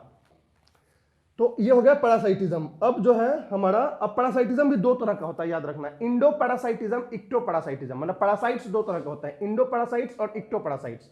इंडो पैरासाइट्स होते हैं जो आपके बॉडी के अंदर होते हैं, जैसे मान लो कि आपके ब्लड स्ट्रीम में वायरस हो गया, वो भी एक तरह का पैरासाइट हो गया, तो वो इंडो पैरासाइट्स हो गया।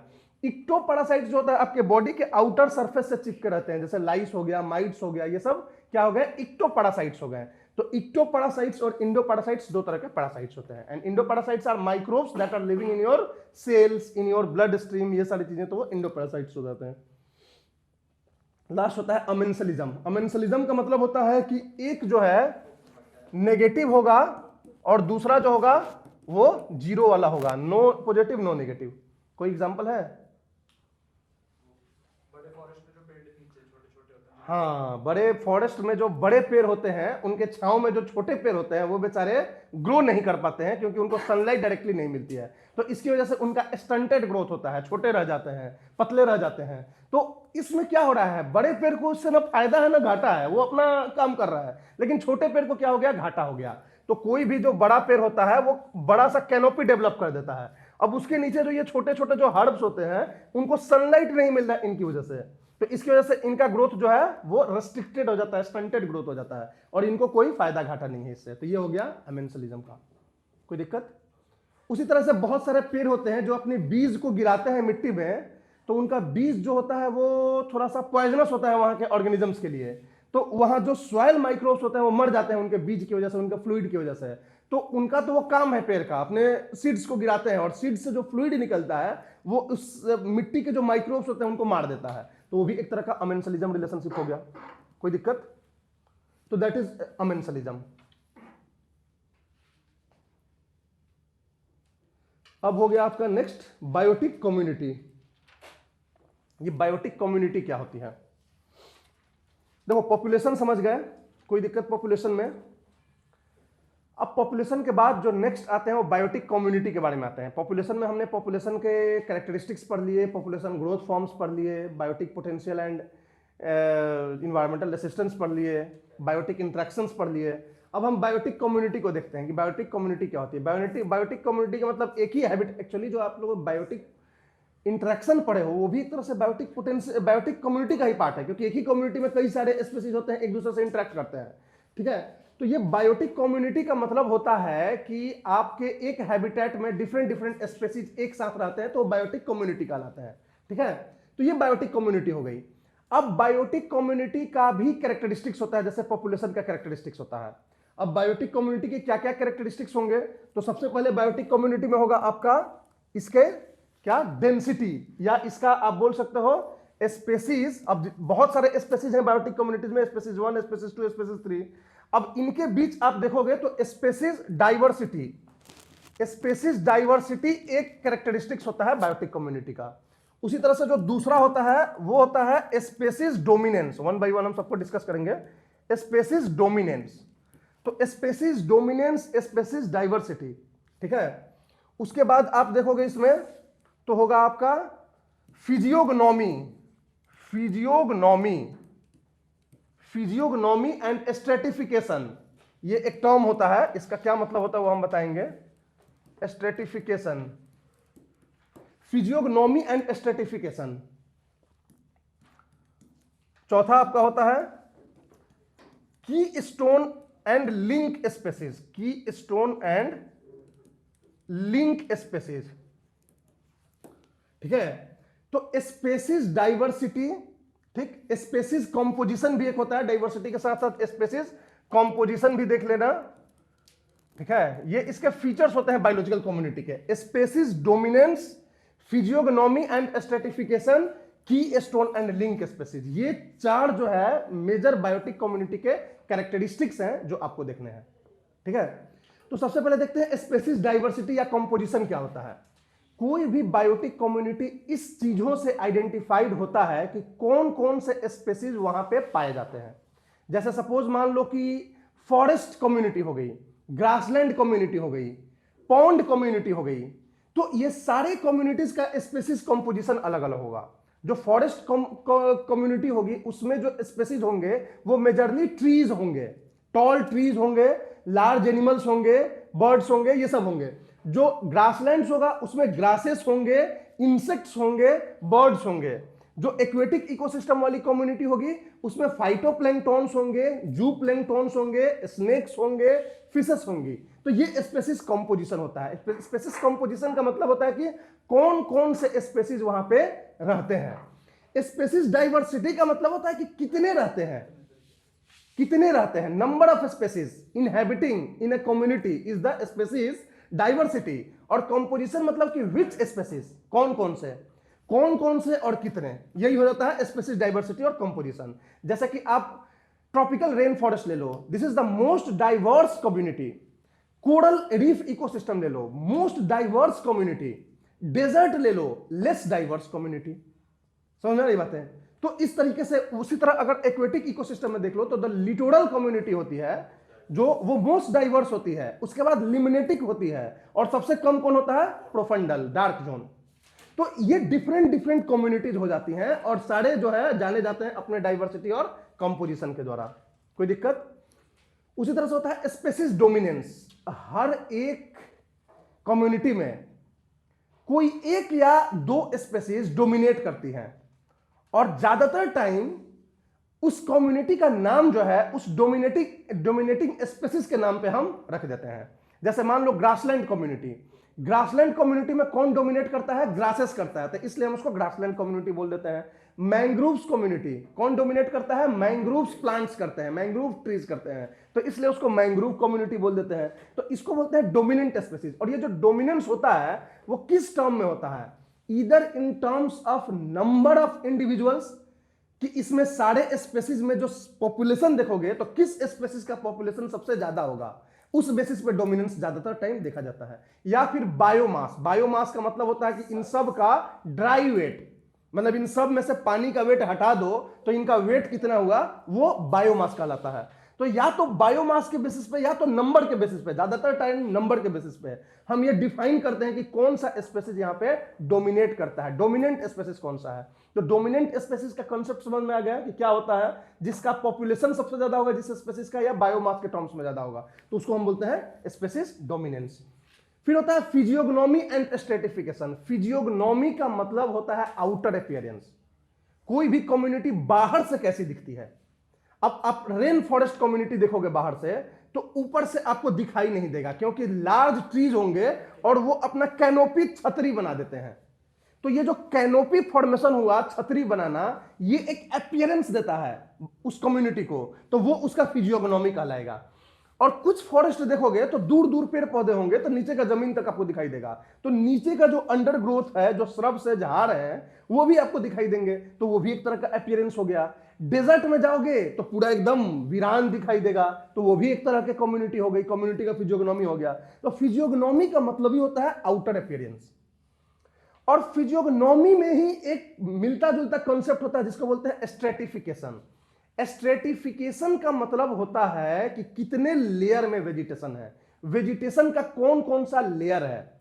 जैसे आप जितना डेंस इकोसिस्टम में जाओगे, कम्युनिटी में जाओगे, जो हाईली डेंस है, तो उसमें ज्यादा नंबर ऑफ वेजिटेशन लेयर्स होंगे। जैसे कि आप अगर चले जाते हो सपोज इसमें क्या बोलते हैं ट्रॉपिकल रेन फॉरेस्ट में, तो आपको जो है सबसे बड़ा एक लेयर दिखेगा जो छतरी बनाए हुए है वो टॉल ट्रीज का, ये एक लेयर दिखेगा।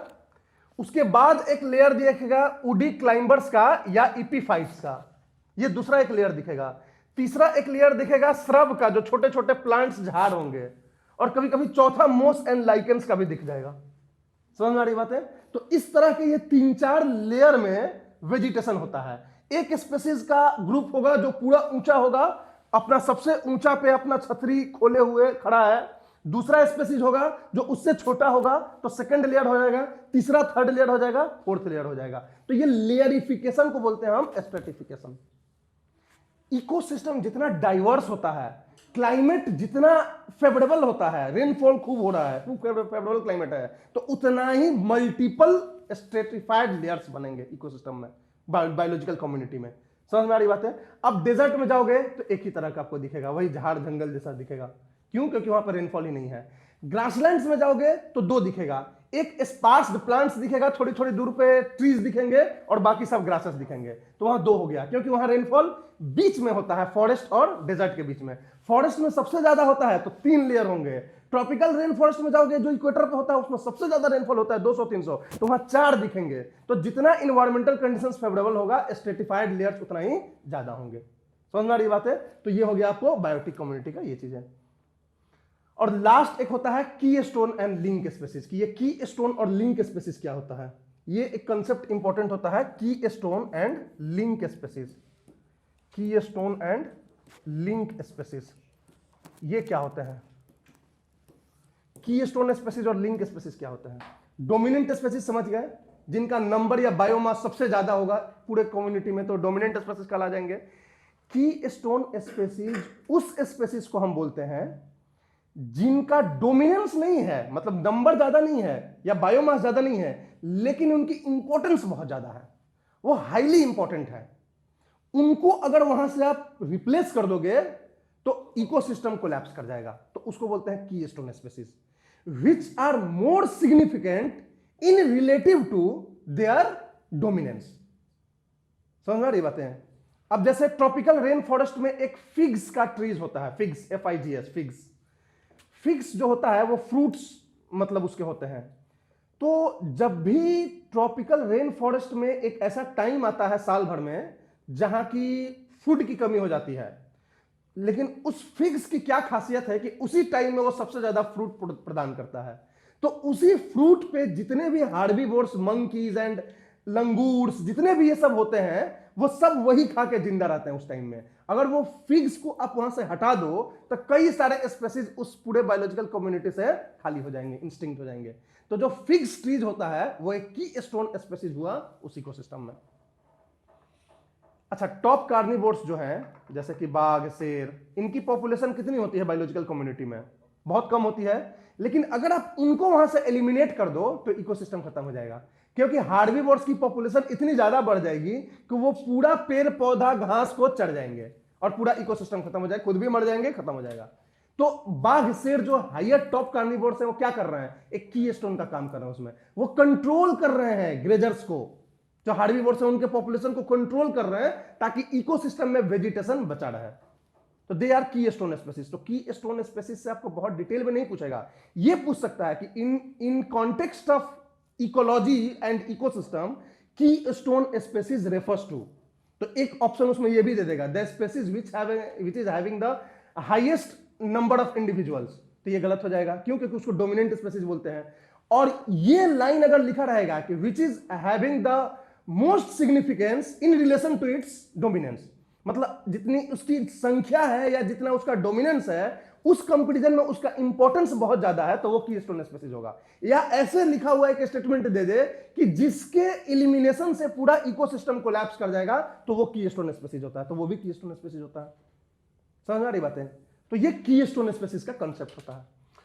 एक होता है लिंक स्पीसीज। लिंक स्पीसीज क्या होते हैं कि ये भी इंपॉर्टेंट होते हैं, बट इनका एक पर्टिकुलर रोल होता है। ये जो होते हैं वो हेल्प करते हैं इकोसिस्टम में बायोटिक और एबायोटिक के बीच में लिंक क्रिएट करने में। जैसे कि आप समझ लो बर्ड्स को, जो पॉलिनेशन का काम करता है। बर्ड्स या बीज क्या करता है कि जाके और पॉलिनेट करता है फ्लावर्स को, तो पॉलिनेट करने से वेजिटेशन ग्रो करता है, तो वो एक लिंक स्पीसीज हो गया। उसी तरह से क्या बोले थे अभी थोड़ी देर पहले, कोई बोले थे ना एग्जांपल, तो बोल कोई याद है तो बताना, ठीक है? तो वो लिंक स्पीसीज हो गया। बीज जो होती हैं वो भी लिंक स्पीसीज होती हैं, वो भी पॉलिनेशन में हेल्प करती हैं। उसी तरह से नाइट्रोजन फिक्सेशन बैक्टीरिया, लाइकेंस, ठीक है? तो nitrogen fixation bacteria, nitrogen fixation bacteria क्या करता है कि वो जो है एटमॉस्फेरिक नाइट्रोजन को प्लांट्स के रूट्स में, सॉइल्स में इंडक्ट करने में हेल्प करता है। तो it is linking between the abiotic environment and biotic vegetation. तो this is the link species. तो ऐसे ऑर्गेनिजम्स जो लिंक करते हैं, जो रोल प्ले करते हैं in the growth of vegetation, in the linking between the biotic and abiotic, उनको लिंक स्पीसीज बोलते हैं। जिसका बेस्ट एग्जांपल हो जाएगा birds, pollinators, insects, bees, nitrogen fixation bacteria, ये सारी चीजें हो जाएंगी। लाइकेंस को जनरली हम लोग पायनियर स्पीसीज बोलते हैं। आगे भी बात करेंगे लाइकेंस का क्या रोल होता है। पायनियर स्पीसीज होता है, ठीक है? क्योंकि लाइकेंस धीरे धीरे खत्म हो जाता है। उसमें लाइकेंस शुरू में आता है और आगे चलते चलते लाइकेंस कई बार खत्म हो जाता है बहुत सारे इकोसिस्टम में, ठीक है?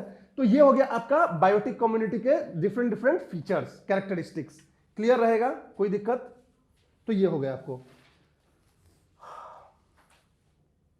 एक चीज और इसमें रह गया last, characteristics of biotic community, concept of biotic succession.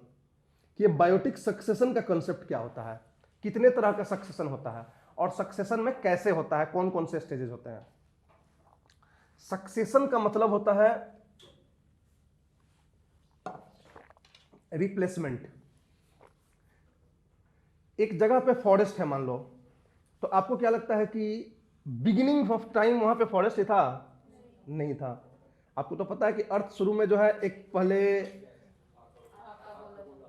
आग का गोला था, ठीक है? बॉल ऑफ फायर था। ठंडा होने के बाद पत्थर का गोला बना, और पत्थर के गोले से आज जो है कहीं पे पहाड़ है, तो कहीं पे जंगल है, कहीं पे झील है, कहीं पे मैदान है, कहीं पे कुछ है। Different kind of ecosystems develop हो गए हैं। लेकिन ये सारे एक साथ कभी नहीं हुए हैं, एक टाइम के साथ वो हुए हैं और वो इवॉल्व किए हैं, ठीक है? एट ए टाइम वो अपीयर नहीं हो गए हैं। तो ये जो प्रोसेस ऑफ इवोल्यूशन है, इसमें कई सारे स्टेजेस हुए होंगे। जो फर्स्ट वेजिटेशन आया होगा वो कुछ और होगा, फिर कुछ सालों बाद जो है वो वेजिटेशन खत्म होकर दूसरा वेजिटेशन आया होगा, उसके कुछ सालों बाद तीसरा आया होगा, और इस तरह से अलग अलग बायोलॉजिकल कम्युनिटीज आई होंगी। बायोलॉजिकल कम्युनिटीज, एक कम्युनिटीज खत्म हो गई होगी, दूसरी आई होगी, तीसरी आई होगी, चौथी आई होगी, और उसके बाद आज का प्रेजेंट कम्युनिटीज आपके पास है, जैसे फॉरेस्ट। तो यही एक कम्युनिटी को रिप्लेस करके दूसरी कम्युनिटी को आना को हम इकोलॉजिकल सक्सेशन बोलते हैं या बायोटिक सक्सेशन बोलते हैं। इसको बायोटिक सक्सेशन भी बोलते हैं और इकोलॉजिकल सक्सेशन भी बोलते हैं।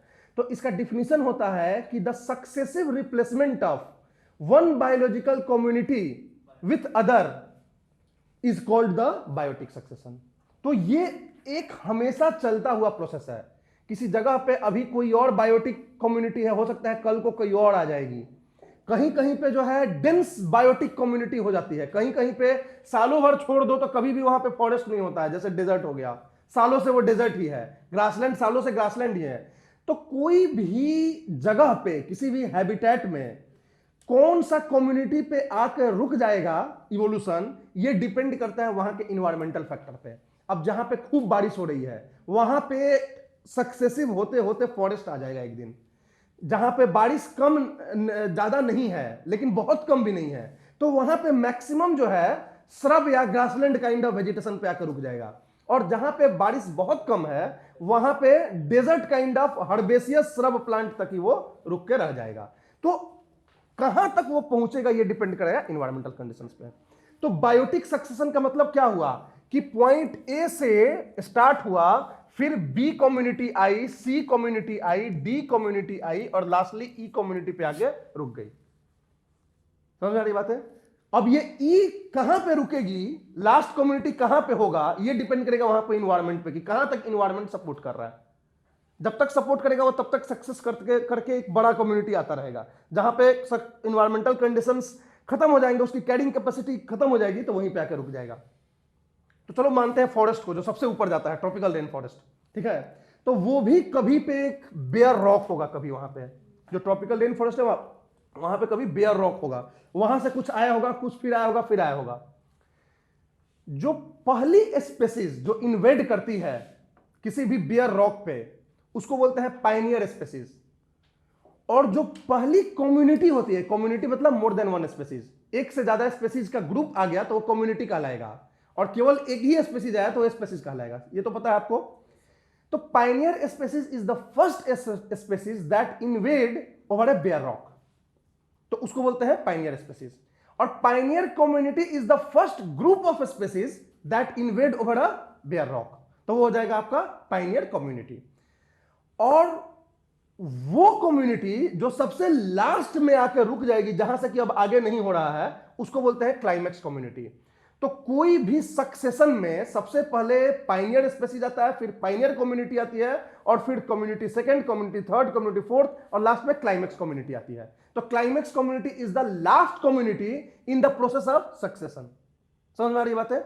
सक्सेशन में जो लास्ट कम्युनिटी होगी वो क्लाइमेक्स कम्युनिटी होगी, जो फर्स्ट कम्युनिटी होगी वो पायनियर कम्युनिटी होगी, और पायनियर कम्युनिटी में भी जो पहला स्पेसीज जो सबसे पहले आया था वो पायनियर स्पेसीज होगा। ये समझ में आ गया? और ये जो डिफरेंट स्टेजेस होते हैं, एक के बाद दूसरा, दूसरा के बाद तीसरा, तीसरा के बाद चौथा, ये सारे स्टेजेस को, सारे कम्युनिटीज के जो स्टेज होते हैं, इनको कंबाइंड रूप से एक टर्म इकोलॉजी में दिया गया है जिसको बोलते हैं cereal stages. Cereal stages, this is a word term used for all the stages collectively। और ये जो सीक्वेंस होता है, इसके बाद ये, उसके बाद ये, तीसरे के बाद, इस सीक्वेंस को एक टर्म यूज किया गया है, SERE, सेरे। हम टर्म क्यों चिल्ला रहे हैं? क्योंकि ये टर्म से क्वेश्चन यूपीएससी पूछ चुका है, आगे भी पूछ सकता है। तो सेरल स्टेजेस का मतलब क्या हुआ ये आपको पता होना चाहिए। Cereal stages is the different communities that replaces one another, different stages of the ecological succession, जो एक के बाद दूसरे को स्टेज पे आते हैं। और ये जो सीक्वेंस हुआ, किसके बाद कौन आएगा, दूसरे बाद कौन आएगा, उसके बाद कौन आएगा, उस सीक्वेंस को हम सेरे बोलते हैं। Sere is the sequence, seral stages is the all the stages. और ये सारे स्टेजेस मिलके एक सीक्वेंस बनाते हैं जिसको हम सेरे बोलते हैं। कोई दिक्कत? क्लियर है? पक्की बात? ठीक।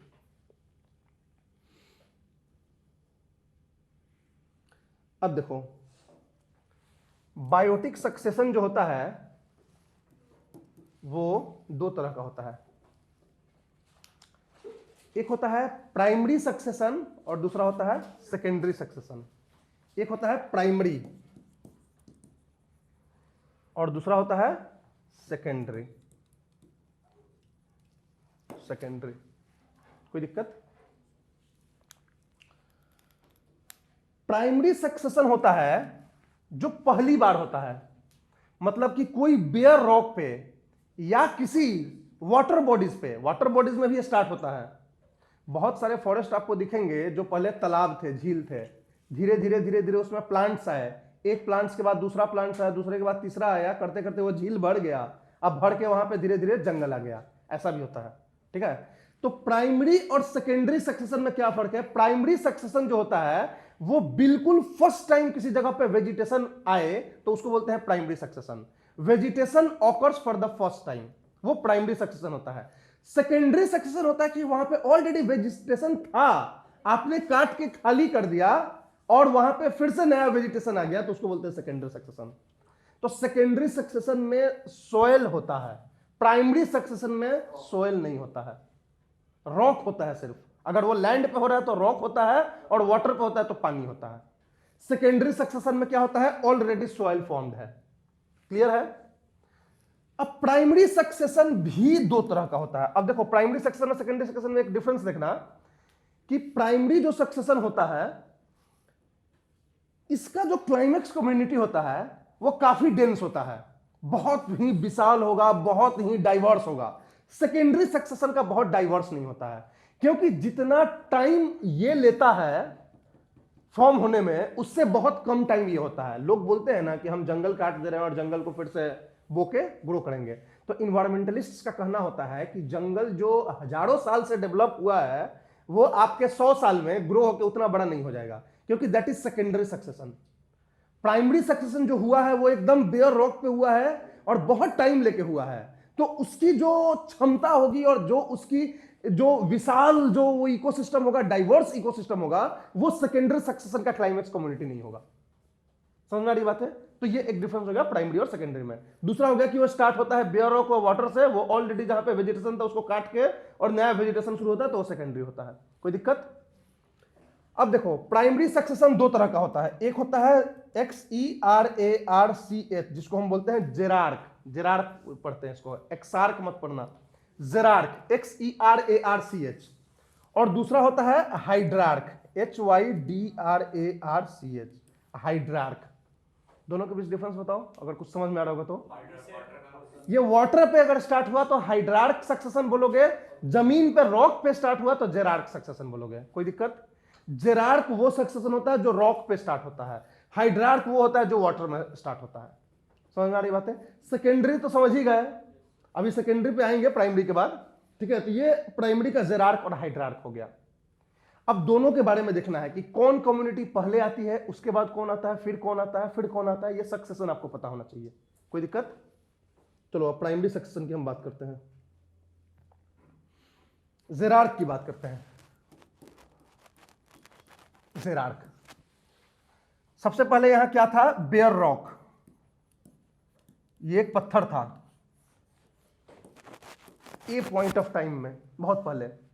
यहां अब कैसे शुरू होगा? सबसे पहले यहां क्या होगा कि एल्गी और फंजाई यहां आएंगे।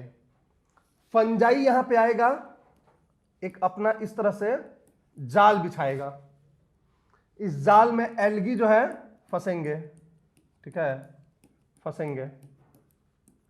एल्गी और फंजाई के बीच में क्या होगा? एक रिलेशनशिप डेवलप होगा, इंटरेक्शन डेवलप होगा। वो इंटरेक्शन कौन, किस टाइप ऑफ इंटरेक्शन होगा? म्यूचुअलिज्म काइंड ऑफ इंटरेक्शन होगा, और वो म्यूचुअलिज्म इंटरेक्शन को हम क्या बोलेंगे? लाइकेंस। तो यहां पे लाइकेंस बन जाएंगे। क्या बनेंगे? Lichens, LICHENS। लाइकेंस एक प्लांट कम्युनिटी होती है। Lichens is a plant community that develops because of the association between fungi and algae। 2014 में क्वेश्चन पूछा था, lichens is the association between, 4 option थे, algae and fungi, bacteria and fungi, bacteria and algae, और bacteria and virus. इस तरह से 4 पूछ दिए थे ऑप्शन। तो आप याद रखेंगे कि ये जो है एल्गी प्लस फंजाई, इन दोनों से मिलके सबसे पहले लाइकेंस बनता है, and this lichens is the pioneer species. ये पाइनियर स्पेसीज हो गए। अब ये क्या होगा कि इधर से हवा चलेगी, हवा चल रही है, जमीन के तल पे भी हल्की फुल्की हवा चलती है। वो चलती क्या है? मान लो घसटाते हुए धूल कण चलते हैं, उस रॉक पे घसटाते हुए धूल कण चल रहे हैं, और ये जो धूल कण है वो दूर से कहीं से मिट्टी के भी धूल कण हो सकते हैं। वो क्या होगा कि ये जो जाल बिछाया है एल्गी, इसको ट्रैप करेगा, ट्रैप करेगा, जो एल्गा और फंजाई मिलकर बिछाए हुए हैं लाइकेंस, और ट्रैप करके धीरे धीरे धीरे धीरे thin layer of soil formation होगा। उसके बाद ये एल्गा भी धीरे धीरे डेड होंगे, फंजाई भी डेड होंगे, और वो भी इसके पार्ट बन जाएंगे। तो एक thin layer of soil develop होगा, very thin layer of soil, और उस थिन लेयर ऑफ सॉइल में माइक्रोस्कोपिक ग्रासेस डेवलप होंगे, जिनको हम बोलते हैं मॉस, MOSS। मॉस जानते हो? मॉस नाम सुने हो बायोलॉजी में? नहीं सुने हो? Moss is the microscopic grass, बहुत छोटे छोटे ग्रास होते हैं, और यहां पे मॉस और लाइकेन साथ में यहां पे एग्जिस्ट करेंगे। और this moss and lichen is the what? Pioneer community. तो ये पाइनियर स्पेसीज थे लाइकेंस, ये पाइनियर कम्युनिटी हो जाएंगे मॉस और लाइकेंस मिलके, ये दोनों जो होते हैं वो कहलाते हैं पायनियर कम्युनिटी। अब आपसे पूछ दे यूपीएससी में कि the Pioneer community in the primary succession over the land is represented by moss and lichens, moss and algae, moss and fungi, algae and fungi। तो क्या बोलेंगे आप? moss and lichens। moss और lichens मिलके ये pioneer species यहाँ बना रहे हैं, पाइनियर कम्युनिटी बना रहे हैं। पाइनियर स्पेसीज पूछेगा केवल तो लाइकेंस हो जाएगा, क्योंकि लाइकेंस के बाद मॉस आएगा। अब ये मॉस लाइकेंस मिलके एक मैट बना दिया, वहां पे मैट टाइप स्ट्रक्चर हो गया वहां पे, समझ में आ रही है? जैसे मैट होता है एकदम पतला सा। अब यहां से क्या होगा, जो नेक्स्ट स्टेज आएगा तो इसमें सॉइल फॉर्मेशन थोड़ा सा ज्यादा हो जाएगा, और सॉइल फॉर्मेशन से यहां पे हर्ब्स आ जाएंगे, एनुअल हर्ब्स। हर्ब्स मतलब बहुत छोटे छोटे प्लांट्स होते हैं, herbs, annual herbs. Annual herbs क्यों बोलते हैं इनको? क्योंकि इनका लाइफ साइकिल 1 साल का होता है। वो 1 साल में ग्रो करते हैं, डिके होके खत्म हो जाते हैं, फिर बैरन हो जाता है, फिर अगले साल ग्रो करेंगे, डिके होंगे, खत्म हो जाएंगे, बैरन हो जाएगा। मतलब साल में ऐसा भी टाइम आएगा जहां यहां पे कोई हर्ब्स नहीं है। तो ये एनुअल हर्ब्स का स्टेज आ गया। एनुअल हर्ब्स धीरे धीरे धीरे धीरे इसको कौन रिप्लेस करेगा? Perennial herbs. अब ये ऐसे हर्बल कम्युनिटी आ जाएंगे जो सालों भर वहां पे रहेंगे, डिके नहीं होंगे, मतलब बैरन अब नहीं होगा कभी भी लैंड। तो इसको बोलते हैं पेरेनियल हर्ब स्टेज। ये सब स्टेजेज हैं, ये एनुअल हर्ब स्टेज हुआ, ये पेरेनियल हर्ब स्टेज हुआ। अब यहां पे सॉइल भी काफी डेवलप हो चुका है, तो इसके बाद जो डेवलप होगा वो होगा श्रब स्टेज। श्रब स्टेज मतलब कि यहां पे झाड़ झंकार भी अब स्टार्ट हो जाएगा यहां पे। तो थोड़ा सा और स्पेसिस ये हो गया। श्रब स्पेस में क्या होता है ना कि प्लांट्स भी, ट्रीज भी एक स्कैटर्ड हल्के फुल्के ग्रो करने स्टार्ट हो जाते हैं। और इस श्रब के बाद क्या आ जाएगा आपको? फॉरेस्ट। फॉरेस्ट आ जाएगा, मतलब बहुत सारे ट्रीज यहां पे ग्रो करने लगेंगे। और फॉरेस्ट के बाद अगर इन्वायरमेंटल कंडीशंस फेवर कर रहा है, सपोर्ट कर रहा है, हेवी रेनफॉल है, तो dense tropical rain forest create हो जाएगा। फॉरेस्ट भी कई तरह के होते हैं, फॉरेस्ट में कई सारे फॉरेस्ट होते हैं जिसमें कि यहां एक पेड़ है, वहां एक पेड़ है, वहां एक पेड़ है, और कई सारे होते हैं कि आपको नीचे जो है सनलाइट नहीं पहुंचेगी। तो डेंस फॉरेस्ट जो होता है, डेंस ट्रॉपिकल रेन फॉरेस्ट, ये उसका अगला हो जाएगा। तो ये सारे स्टेजेस आप समझ गए, बेयर रॉक, लाइकेंस, मोस and lichens, annual herb stage, perennial herb stage, shrub stage, forest stage. This is the entire succession. कोई दिक्कत? क्लियर है? क्लियर रहेगा? तो दिस इज द इंटायर जो जेरार्क का आपका ये हो गया। अब यहां पे क्लाइमेक्स कम्युनिटी क्या होगी? फॉरेस्ट होगा, या फिर अगर सपोज ये हो जाएगा और ज्यादा अगर होगा तो डेंस फॉरेस्ट होगा, लेकिन फॉरेस्ट आप बोल सकते हो क्लाइमेक्स कम्युनिटी। जो लास्ट कम्युनिटी होती है वो क्लाइमेक्स कम्युनिटी है। सेरल स्टेजेस, ये सारे स्टेजेस होंगे। सेरे, ये सीक्वेंस को सेरे बोलोगे। कोई दिक्कत? अब चलो अब बात करते हैं हम हाइड्रार्क की। हाइड्रार्क, हाइड्रार्क मतलब कि सपोज मान लो एक पॉन्ड है, ये एक पॉन्ड हो गया, पहले केवल पानी है, कुछ भी नहीं है यहां पे। सबसे पहले यहां आएगा फाइटोप्लैंक्टॉन्स।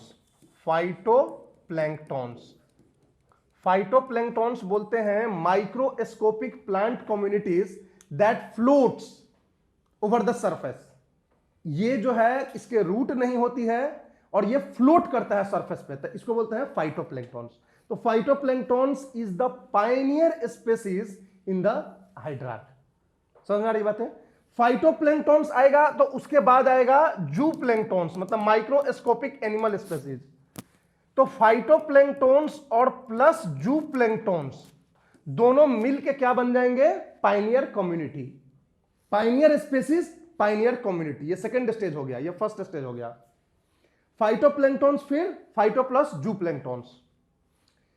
तीसरा जो स्टेज होगा, ये क्लियर है? बस ऐसे देखो, याद करने की बहुत ज्यादा जरूरत नहीं है, बट ये याद रखना कि फाइटोप्लैंक्टॉन सबसे पहले आता है, फाइटो और जू जो है उसके बाद आता है।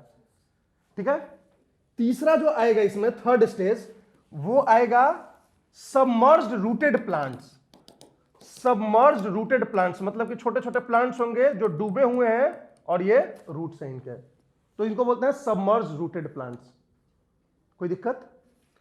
उसके बाद आएगा आपको सबमर्ज्ड फ्लोटेड प्लांट्स, मतलब प्लांट्स होंगे जैसे जलकुंभी हो गया, इसके रूट्स नहीं है। वाटर हाइसिंथ, वाटर हाइसिंथ, जलकुंभी समझते हो ना? हाँ, तो ये जो होते हैं submerged non rooted plants. Unrooted ये प्लांट्स हैं, फ्लोटिंग प्लांट्स हैं, सबमर्ज्ड हैं, ये उसके बाद आएंगे। ठीक, उसके बाद ऐसा प्लांट्स आएगा जो जमीन में उसके रूट्स भी हैं और ये बाहर तक फैला हुआ है, बाहर तक फैला हुआ है, तो इसको बोलते हैं स्वैम्प स्टेज। ये स्वैम्प स्टेज कहलाता है, स्वैम्प, SWAMP, स्वैम्प। स्वैम्प वो स्टेज होता है, वो लेक को स्वैम्प बोलते हैं जिसमें बहुत सारे पेड़ पौधे हैं जो जिनका रूट्स भी अंदर है, जैसे मैंग्रोव्स। मैंग्रोव्स क्या हुआ, एक तरह का स्वैम्प हो गया। स्वैम्प का मतलब होता है कि पानी में पेड़ भी है और पेड़ का नीचे जड़ भी है और पेड़ जो है पानी से बाहर भी निकला हुआ है, तो उसको स्वैम्प बोलते हैं। तो that is the swamp stage, जैसे मैंग्रोव्स। अब स्वैम्प स्टेज में बहुत सारे ट्रीज आ चुके हैं, तो वो ट्रीज क्या करेंगे, पत्तियां गिराएंगे, पत्तियां के साथ ब्रांचेस गिराएंगे, उस ट्रीज पे बहुत सारे एनिमल्स भी होंगे, वो भी मर के इसी पानी में आएंगे और धीरे धीरे ये पानी जो है दलदल में कन्वर्ट हो जाएगा, तो उसको बोलते हैं मार्स स्टेज। ये अब जो है प्लांट्स तो हैं लेकिन अब पानी नहीं रह गया, अब ये दलदल हो गया, तो इसको बोलते हैं मार्स स्टेज। धीरे धीरे ये मार्स जो है पूरी तरह से ढक के और टेरेस्ट्रियल, मतलब आपको जो जेरार्क में जो श्रब स्टेज आया था वो श्रब स्टेज में ये कन्वर्ट हो जाएगा। तो ये मार्स के बाद यहां पे श्रब आ जाएंगे, मतलब घास और पेड़ मिला के, और वो श्रब के बाद फिर फॉरेस्ट भी आ जाएगा। मतलब कि आप देखो तो एक तालाब से फॉरेस्ट बन गया। पहले क्या बना, फाइटोप्लैंक्टॉन्स, उसके बाद फाइटो प्लस जूप्लैंक्टॉन्स, उसके बाद रूटेड प्लांट, सबमर्ज रूटेड, उसके बाद इमर्ज रूटेड, उसके बाद आपका स्वैम्प, उसके बाद मार्स, मार्स के बाद श्रब, श्रब मतलब उसका हो गया, उससे उसके साथ जाओगे जेरार्क के साथ, तो वहां भी एनुअल हर्ब, पेरेनियल हर्ब, फिर श्रब आ जाता था, और इधर से भी जाओगे तो फिर श्रब आ जाएगा, और उसके बाद दोनों कॉमन हो जाएंगे। समझ में आ रही बातें? तो हाइड्रार्क और जेरार्क श्रब स्टेज पे आके कॉमन हो जाते हैं। जेरार्क में आप आते थे, बेयर रॉक से आते थे, लाइकेंस होता था, मोस एंड लाइकेंस होता था, एनुअल हर्ब स्टेज आता था, पेरेनियल हर्ब स्टेज आता था, फिर श्रब स्टेज आता था। इधर भी जाओगे तो आप पॉन्ड है, बेयर पॉन्ड पूरी तरह से, फिर आपको फाइटोप्लैंक्टॉन्स, फाइटो प्लस जूप्लैंक्टॉन्स, फिर सबमर्ज रूटेड प्लांट्स, फिर emerge rooted plants,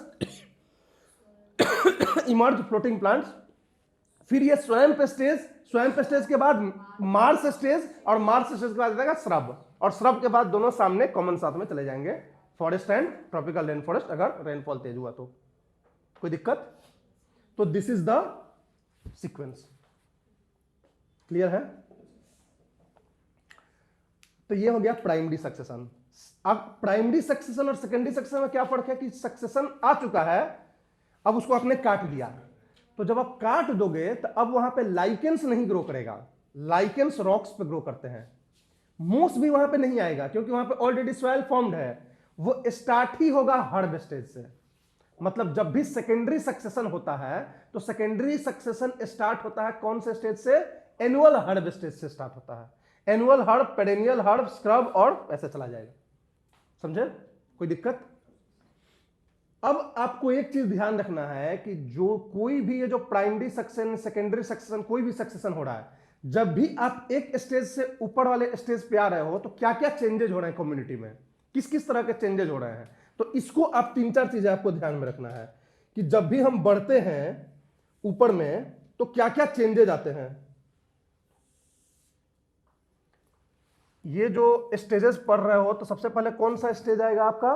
Pioneer stage आएगा, पायनियर कम्युनिटी वाला स्टेज आएगा, फिर बीच में आएगा, बीच में आएगा, बीच में आएगा, और लास्ट में आ जाएगा क्लाइमेक्स। यही है। तो पायनियर से क्लाइमेक्स की तरफ बढ़ोगे तो क्या क्या चेंजेस आएंगे ये आपको देखना है।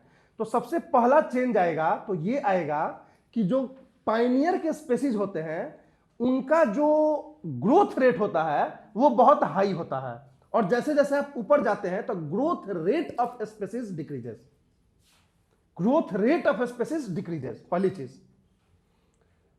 दूसरी चीज कि life cycle, the period of life cycle increases. यहां के जो स्टेज के ऑर्गेनिजम्स होंगे इनका लाइफ साइकिल बहुत छोटा होगा, उसके बाद वाले का थोड़ा सा बड़ा होगा, उसके बाद वाले का थोड़ा सा बड़ा होगा, और क्लाइमेक्स कम्युनिटी में जो बड़े बड़े पेड़ हैं उनका उम्र हजारों साल का होता है। तो जो स्पेसीज का जो लाइफ साइकिल होगा वो बढ़ता चला जाएगा जब पायनियर से क्लाइमेक्स में जाओगे। उनका जो ग्रोथ रेट होगा वो घटता चला जाएगा। जो पेड़ एकदम मैच्योर हो जाता है, बड़ा हो जाता है, तो उसकी ग्रोथ रेट कम हो जाती है, वो अब उस रेट से नहीं ग्रो करेगा जिस रेट से बचपन में ग्रो करता था। इंसानों में भी यही होता है, 25 साल बाद आपकी हाइट नहीं बढ़ती है, आपका बॉडी स्ट्रक्चर में बहुत चेंज नहीं आता है, लेकिन बचपन में कैसे होता है, आज एक कपड़ा खरीदा है, 1 साल बाद वो छोटा हो जाएगा, लेकिन ये चीज नहीं होता है। अब हम लोग 4-4 साल तक पहन सकते हैं कपड़े, ठीक है। तो ये क्या होता है, लाइफ साइकिल में जैसे चलता है इसी तरह से ऐसा चलता है, ग्रोथ रेट जो है घटता चला जाएगा और जो लाइफ साइकिल है वो बढ़ता चला जाएगा। जो बायोलॉजिकल कम्युनिटी में जो स्पेसीज का संख्या होगा, डाइवर्सिटी होगी, वो बढ़ती चली जाएगी, diversity will keep on increasing. जो इकोसिस्टम होगा वो सिंपल से कॉम्प्लेक्स होता चला जाएगा, कॉम्प्लेक्सिटी होती चली जाएगी। जो लेयर्स होंगे, स्ट्रेटिफिकेशन होगा बायोलॉजिकल कम्युनिटी का, वो भी बढ़ता चला जाएगा। समझ में आ रही बात है? तो यही सारे चेंजेस होंगे आपको जब आप पाइनियर से क्लाइमेक्स की तरफ जाएंगे। तो ये सब चीजें आपको ध्यान रखना है। क्वेश्चन ये पूछ सकता है कि पाइनियर से क्लाइमेक्स जाने में कौन कौन से चेंजेस होते हैं। लिख देगा कि रेट ऑफ ग्रोथ डिक्रीजेस, सही है, या लिख देगा रेट ऑफ ग्रोथ इंक्रीजेस, तो आपको लगेगा कि हाँ भाई इंक्रीज तो होना चाहिए, नहीं, डिक्रीज करता है, ठीक है। स्पेसीज का डाइवर्सिटी बढ़ती है, स्पेसीज का साइज बढ़ता है, ठीक है, उनका लाइफ साइकिल बढ़ता है, लेकिन उनका ग्रोथ रेट घटता है, इनकी ग्रोथ रेट ज्यादा होती है। इनफैक्ट स्पेसीज जब छोटे होते हैं तो उनको तो ग्रोथ रेट वैसे भी ज्यादा होती है, आपको पता ही है, तो उसी तरीके से होता है। समझ में आ रही बात है? तो ये क्लियर रहेगा। तो that is all about biological community. तो पॉपुलेशन एंड बायोलॉजिकल कम्युनिटी हमने देख लिया। नेक्स्ट क्लास में हम इकोसिस्टम देखेंगे कि इकोसिस्टम का स्ट्रक्चर क्या होता है, फंक्शन क्या होता है, कौन कौन से तरह के इकोसिस्टम होते हैं, किस इकोसिस्टम का क्या फीचर होता है, ये सारी चीजें हम नेक्स्ट लेक्चर में देखेंगे।